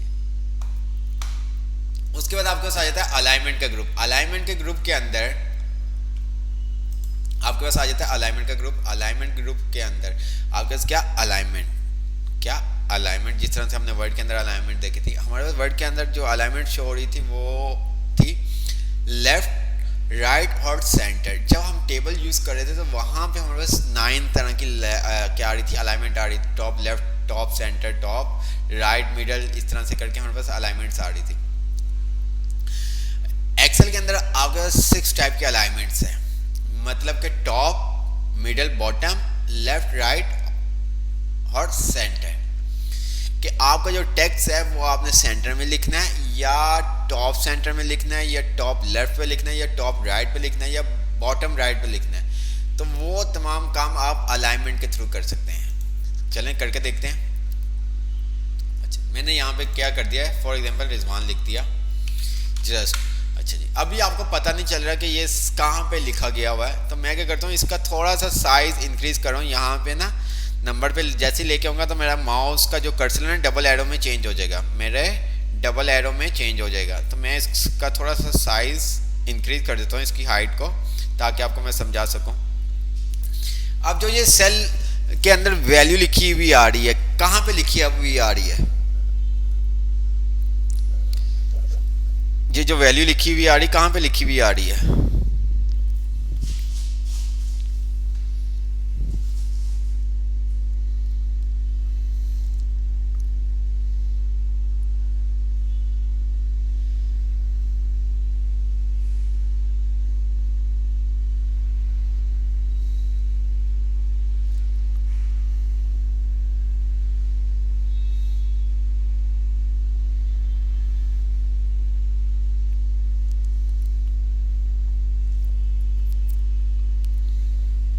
बॉटम पे, लेफ्ट बॉटम पे, लेफ्ट बॉटम पे, बिल्कुल इमरान ने सही कहा, लेफ्ट बॉटम पे, नीचे नहीं, लेफ्ट बॉटम। अब यहाँ पे अगर आप चाहते हैं टॉप पे आए, टॉप लेफ्ट पे आए, तो ये देखिए टॉप लेफ्ट हो गया। ठीक है, देख रहे हैं आप। अगर आप चाहते हैं कि ये मिडल में आए तो ये मिडल में आ गई, लेफ्ट मिडल में आ गई। अच्छा जी, अब इसी तरह से अगर आप चाहते हैं कि ये राइट साइड पे आए तो आप राइट साइड पे कर सकते हो, अगर आप चाहते हैं सेंटर में आए सेंटर में कर सकते हैं। इसी तरह से आप जहां पे चाहें अपनी मर्जी से अलाइनमेंट को सेट कर सकते हैं इसकी मदद से। ठीक है, उसके साथ आपके पास आ जाता है टेक्स्ट डायरेक्शन आ जाती है, ओरिएंटेशन आ जाती है, जिसको हम टेक्स्ट डायरेक्शन भी कहते हैं। रोटेट योर टेक्स्ट डायगोनल और वर्टिकल, जिस तरह से हमने टेबल के अंदर ही देखा था अपने टेक्स्ट की ओरिएंटेशन को चेंज करना, यहाँ पे भी हम कर सकते हैं। एंगल काउंटर क्लॉकवाइज, ठीक है, एंगल क्लॉकवाइज, जो भी आपको करना है। वर्टिकल टेक्स्ट करना है, वर्टिकल टेक्स्ट कर सकते हैं, ठीक है। अच्छा, अब यहाँ पे जब मैंने वर्टिकल टेक्स्ट किया तो ये मुझे आर शो नहीं कर रहा, आर और आई शो नहीं कर रहा, क्यों?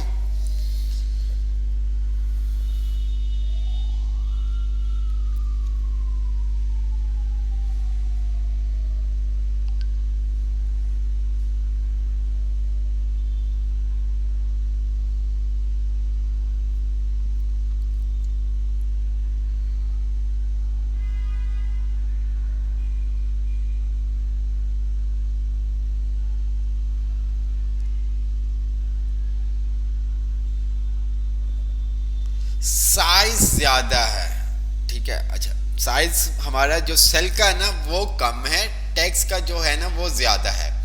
हम क्या कर सकते हैं, यहाँ से इसको ऑटो फिट कर सकते हैं। मैं जैसे ही साइज इंक्रीज कर रहा था वैसे ही मैं साइज को क्या कर सकता हूँ, ऑटो फिट कर सकता हूँ। ऑटो फिट का मतलब जितना भी कंटेंट होगा, जितना टेक्स्ट होगा, उस हिसाब से वो क्या कर देगा, आपके कॉलम को, आपकी रो को। अभी मैं रो को कर रहा हूँ तो वो रो को साइज ऑटो सेट कर देगा, कॉलम को करता तो वो कॉलम को कर देता। ये देखें, और नीचे से करना है, ये देखें, ठीक है। मैंने क्या किया, उसको ऑटो फिट कर दिया, उसने खुद ही उसका साइज चेंज कर दिया, ठीक है। अगर मैं इसको दोबारा से सेट कर देता हूँ, ये देखें, जिस तरह से पहले था वो मुझे चाहिए, तो मैं क्या करूँगा, फॉर्मेट सेल अलाइनमेंट पे आऊँगा और यहाँ पे आने के बाद इसको 90 डिग्री पे सेट कर दूंगा, ये देखें, ठीक है। आप खुद भी टाइप कर सकते हैं, ये देखें। तो यहाँ से आप क्या कर सकते हैं, अपने टेक्स्ट की ओरिएंटेशन को चेंज कर सकते हैं, जिस तरह से भी आपको करना है। उसके नीचे आपके पास आ जाता है इंक्रीज इंडेंट, डिक्रीज इंडेंट। वो क्या करता है, फर्दर आपके पैराग्राफ को मार्जिन दे देता है, जिस तरह से आपने देखा था, ठीक है। मैं ये यहाँ पे मार्जिन दे देता हूँ, ये देखें, देखा आपने, जिस तरह से वर्ड में आपने देखा था वही काम करता है। ये आपको डायरेक्शन का शो कर रहा है कि डायरेक्शन किस तरह से आप अपनी लेफ्ट टू राइट करनी है, राइट टू लेफ्ट करनी है, वो यहाँ से आप चेंज कर सकते हैं, ठीक है। अच्छा, एक और चीज़, मैंने यहाँ पे लिखा था सैलानी मास आईटी ट्रेनिंग, ऐसा ही है। अच्छा, ये मैंने यहाँ पे लिखा था। अगर मैं डी वाले सेल के अंदर कोई वैल्यू लिखूंगा, अगर मैं डी वाले सेल पे कोई वैल्यू लिखूंगा तो क्या ये मास आईटी ट्रेनिंग रिमूव हो जाएगा? क्या मैं डी वाले सेल पे अगर वैल्यू लिखूंगा तो मास आईटी ट्रेनिंग रिमूव हो जाएगा?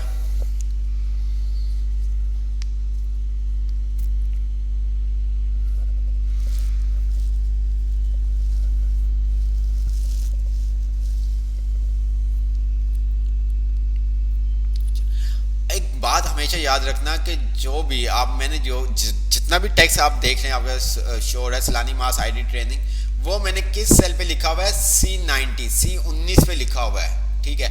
मैं D19 पे आगे कुछ करता हूँ तो टेक्स्ट डिलीट नहीं होगा, ये क्या हो जाएगा, हाइड हो जाएगा। क्या हो जाएगा, हाइड हो जाएगा। ये देखें, देखा आपने, ऐसा नहीं है कि ये टेक्स्ट आपका क्या हो गया, डिलीट हो गया। ऊपर फार्मूला बार में देखोगे तो आपका पूरा ही टेक्स्ट शो हो रहा है, ठीक है। अब ये काम मैं चाहता हूं कि मेरा जो टेक्स्ट है ना कंप्लीट शो, जितना भी मैंने टेक्स्ट सेल में लिखा हुआ था C19 के, वो तमाम सामने शो हो। वो काम करने के लिए मेरे पास डिफरेंट पैटर्न्स हैं, ठीक है। जो भी जिस तरह का हम काम कर रहे हैं उस हिसाब से हमें वो पैटर्न चूज करना पड़ेगा। एक तरीका ये है कि मैं अपने C वाले कॉलम की जो विड्थ है वो बढ़ा दूं। क्या कर दूं, विड्थ बढ़ा दूं। ये देखो, देखा हमने, एक तो काम ये, जब मैं विड्थ बढ़ाऊंगा तो तमाम C के जितना भी कॉलम है, तमाम सेल की क्या होगी, विड्थ बढ़ जाएगी, ठीक है। क्या होगी, विड्थ आपकी बढ़ जाएगी, मतलब इंक्रीज हो जाएगी, पूरे कॉलम पे उसका इफेक्ट पड़ेगा। अगर आप किसी भी, ठीक है, जब आप साइज इंक्रीज करेंगे तो वो पूरे कॉलम या पूरी रो के ऊपर उसका इफेक्ट पड़ेगा, ठीक है। तो अगर आप चाहते हैं कि आपका ये विड्थ ना बढ़े, ठीक है, आपकी विड्थ ना बढ़े, तो एक काम ये है कि आप क्या करें, अपने टेक्स्ट को रैप टेक्स्ट कर दे। क्या कर दे? Wrap text. रैप टेक्स्ट क्या करेगा? Wrap text long text into multiple lines so you can see all of it. Wrap text में क्या होगा, आपकी विड्थ तो उतनी रहेगी बट हाइट इंक्रीज हो जाएगी। ये देखें क्या होगी, आपकी हाइट इंक्रीज हो जाएगी। इससे 19 वाली जो रो है ना, उसकी तमाम की तमाम हाइट क्या हो गई है, इंक्रीज हो गई है। ऐसा नहीं है कि आप स्पेसिफिक एक सेल की कर, ठीक है, वो काम करने के लिए आप फिर क्या करते हैं, मर्ज का सहारा लेते हैं। आप क्या करते हैं, मर्ज की कमांड यूज करते हैं। आप चाहते हैं कि भाई मेरी इस रो या कॉलम के ऊपर कोई इफेक्ट ना पड़े, ठीक है, तो उसके लिए फिर आप क्या करते हैं, मर्ज सेल यूज करते हैं। फॉर एग्जांपल मैंने क्या किया, इसको रैपटेक्स से भी हटा दिया और मैंने क्या किया, इन 3-4 सेल को क्या कर दिया, 3 सेल को सिलेक्ट किया और मर्ज कर दिया। अब ये एक सेल है, ये देखिए। अब ये C19, अब मैं जो भी लिखूंगा, अब वो मैं D19 और E19 पे नहीं लिख सकता। अब मैं जो भी लिखूंगा वो F19 वाले सेल पे लिख सकता हूँ, ठीक है। तो इससे क्या होता है कि आपका जो कॉलम की विड्थ है या हाइट है उसके ऊपर इफेक्ट नहीं पड़ता। जैसे DC पहले पढ़ रहा था, अब ऐसा कुछ भी नहीं। आपने क्या किया, सेल को मर्ज कर दिया। यहाँ पे ये 3 सेल एक सेल हो गए, बाकी नीचे वही है, 3 ही है।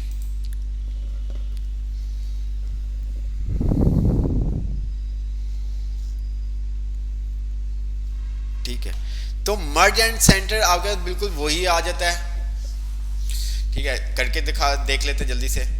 मैंने क्या किया, यहाँ पे कितने सेल मैंने सिलेक्ट किए, जल्दी से बताएं यार।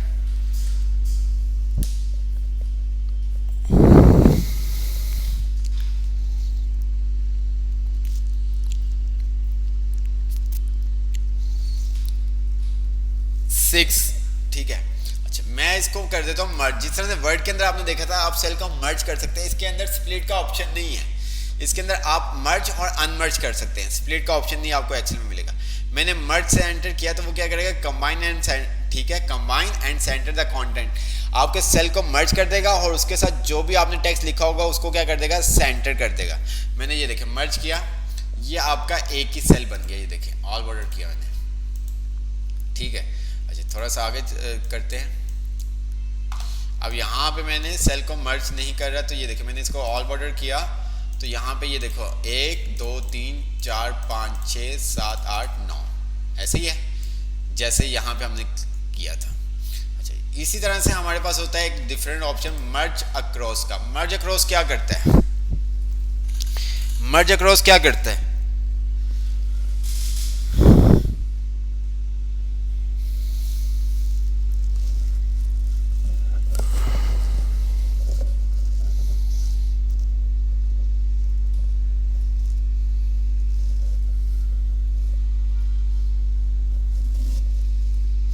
यूज किया कभी मर्ज अक्रॉस?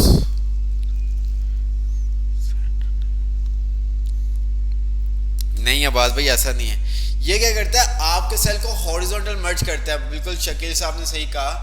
फॉर एग्जाम्पल मैंने जैसे यहाँ पे भी क्या कर रहा हूँ, 9 सेल सिलेक्ट कर रहा हूँ, तो ये क्या करेगा, हॉरिजॉन्टल आपके सेल को मर्ज करेगा। मतलब कि एक ये सेल बना देगा, एक ये सेल बना देगा, एक ये सेल बना देगा। ये क्या करता है, हॉरिजॉन्टल आपके सेल को मर्ज अक्रॉस क्या करता है, हॉरिजॉन्टल सेल को मर्ज करता है। ठीक है, ये देखें मर्ज सिलेक्टेड सेल, ये देखें क्या कह रहा है, merge selected cell in the same row into one large cell. ठीक है, सेम रो वाले सेल को एक सेल में कन्वर्ट कर देगा।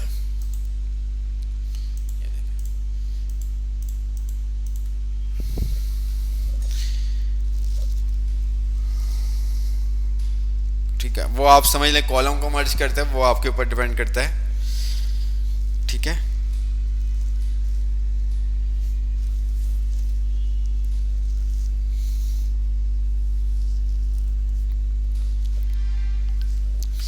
इसी तरह से आप अपने जो नंबर्स लिखे होते हैं उनको ऑटो फिट भी कर सकते हैं। मतलब कि यहाँ पे मैं क्लिक करूँगा, मैं साइज़ यहाँ से इंक्रीज भी कर सकता हूँ, विड्थ ये देखें इस तरह से इसकी रो की भी कर सकता हूँ, और मैं इसी तरह से ऑटो फिट भी कर सकता हूँ। मैं जैसे यहाँ पे माउस कर्सर लेके आता हूँ, मेरा माउस का कर्सर डबल एरो में चेंज हो जाएगा। मैं डबल क्लिक करूँगा तो वो क्या कर देगा, ऑटो फिट कर देगा। जितनी टेक्स्ट की लेंथ होगी उसके मुताबिक वो क्या कर देगा, आपकी रो या कॉलम जो भी आप फिट कर रहे हैं उसको ऑटो फिट कर देगा। ये देखें देख रहे हैं आप?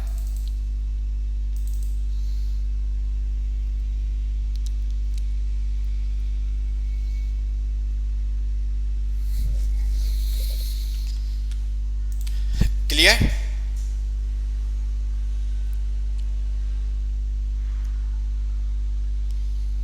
जी। यहाँ तक अगर आपको क्लियर हो गया तो जल्दी से बता दें।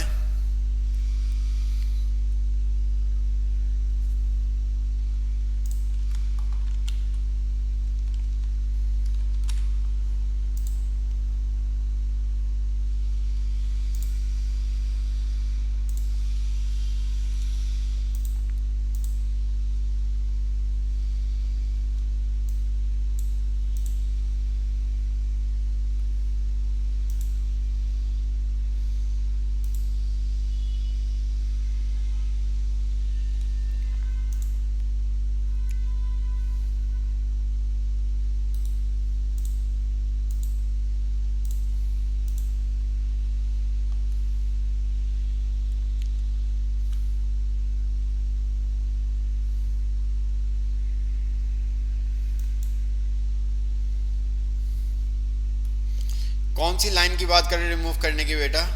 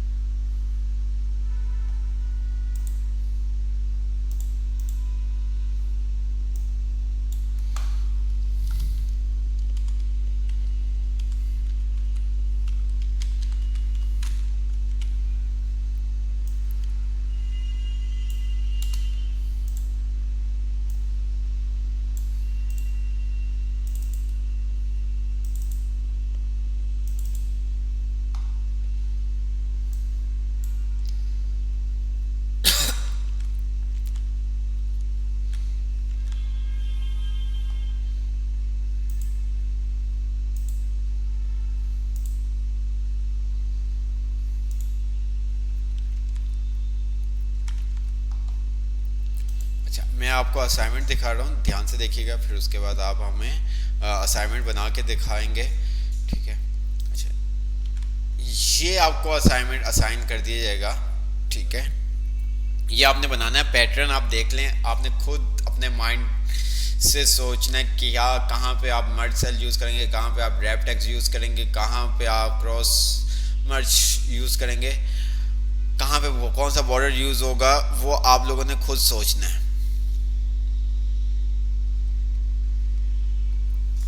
ठीक है? तो वो आपने खुद सोचना है। काम क्या करना है, आप कोई भी स्टूडेंट आईडी लिख सकते हैं, नाम भी आप कुछ भी लिख सकते हैं, और यहाँ पे हमारा जो हम बनाने जा रहे हैं वो बनाने जा रहे हैं अटेंडेंस शीट। ठीक है? अटेंडेंस शीट बनाना जा रहे हैं। अब यहाँ पे आपके पास 1 से लेके 30 तक दिन आ गए। APL आप कुछ भी डाटा लिख सकते हैं, आप सब पे चाहें तो A लिख दें, सब पे चाहे तो P लिख दें, सब पे चाहें तो L लिख दें। हमारे आपने टोटल क्लासेस के ऊपर फंक्शन लगाना है, टोटल प्रेजेंट के ऊपर फंक्शन लगाना है, टोटल एब्सेंट के ऊपर फंक्शन लगाना है, टोटल लीव के ऊपर फंक्शन लगाना है। अगर मैं यहाँ पे किसी भी स्टूडेंट्स का डाटा चेंज करता हूँ तो यहाँ पे total classes, total present, total absent और टोटल लीव में आपका आंसर क्या हो जाए, अपडेट हो जाए। जैसा कि यहाँ पे अगर मैं आपको दिखाऊं, ठीक है, तो यहाँ पे अगर आप देखें तो मेरे पास यहाँ पे कितनी प्रेजेंट आ रही है, 28, और एब्सेंट कितनी आ रही है, एब्सेंट कितनी आ रही है, 2। ठीक है? 2 एब्सेंट्स आ रहे हैं, मतलब कि हमारे पास टोटल क्लासेस 30, लीव कुछ भी नहीं है। अगर मैं यहाँ पे प्रेजेंट की जगह कर देता हूँ इसको L लीव, तो इसकी प्रेजेंट कम हो गई और लीव उसकी बढ़ गई। ठीक है? इंक्रीज हो गई। तो आपने इस तरह से तमाम, अगर मैं यहाँ पे डाटा चेंज करूँ तो यहाँ पे आंसर भी चेंज होने चाहिए। अगर मैं किसी स्टूडेंट की प्रेजेंट ना एब्सेंट ना लीव लगाऊं तो यहाँ पे उसके बाद टोटल क्लासेस में आ जाना चाहिए कि भाई उसने 29 क्लासेस ली हैं। टोटल क्लासेस इसने कितनी अटेंड की हैं, 29, मतलब कि एक क्लास का पता नहीं एब्सेंट था या कोई भी लीव वगैरह कुछ। ठीक है, तो जैसे मैंने यहाँ से इसके यासीन के सेल से कुछ भी डिलीट कर दिया तो उसके पास क्या आ जाएगा 29। इसी तरह से मैं अगर 2 कर देता हूँ, 3 कर देता हूँ, तो ये देखिए 26। ठीक है, 4 कर दिए ना, 1 2 3 4। अगर मैं दोबारा से लगा दूँ तो मैं कहता हूँ भाई इसकी एब्सेंट थी, इसकी भी एब्सेंट थी, ये प्रेजेंट था और ये लीव थी। तो यहाँ पे आप देख सकते हैं कि आपका आंसर क्या हो गया, चेंज हो गया। तो ये आपको ऑटोमेटिक करना है। फॉर्मेट आपको मैंने दिखा दिया है, ये फॉर्मेट है पूरा, इसको आपने देखते हुए बनाना है और यहाँ पे फंक्शंस लगाने हैं। ठीक है, जैसे ही मैं यहाँ पे डाटा चेंज करूँ तो यहाँ पे टोटल क्लासेस, टोटल एब्सेंट और टोटल प्रेजेंट और टोटल लीव के ऊपर उसका चेंज होना चाहिए। क्लियर? असाइनमेंट समझ में आ गया आपको? ठीक है, तो इंशाल्लाह एक साथ ही आपके दोनों असाइनमेंट देखेंगे, जो लास्ट क्लास में आपको दिया था और एक आज आपको जो असाइनमेंट दिया गया वो हम क्या करेंगे नेक्स्ट क्लास में आप देखेंगे। ठीक है, कौन से फंक्शन यूज़ होंगे वो आपने खुद सोचना है। ठीक है, तो जिन्होंने अटेंडेंस मार्क नहीं की वो अटेंडेंस मार्क करते हैं। तो क्लास वाइंड अप करते हैं।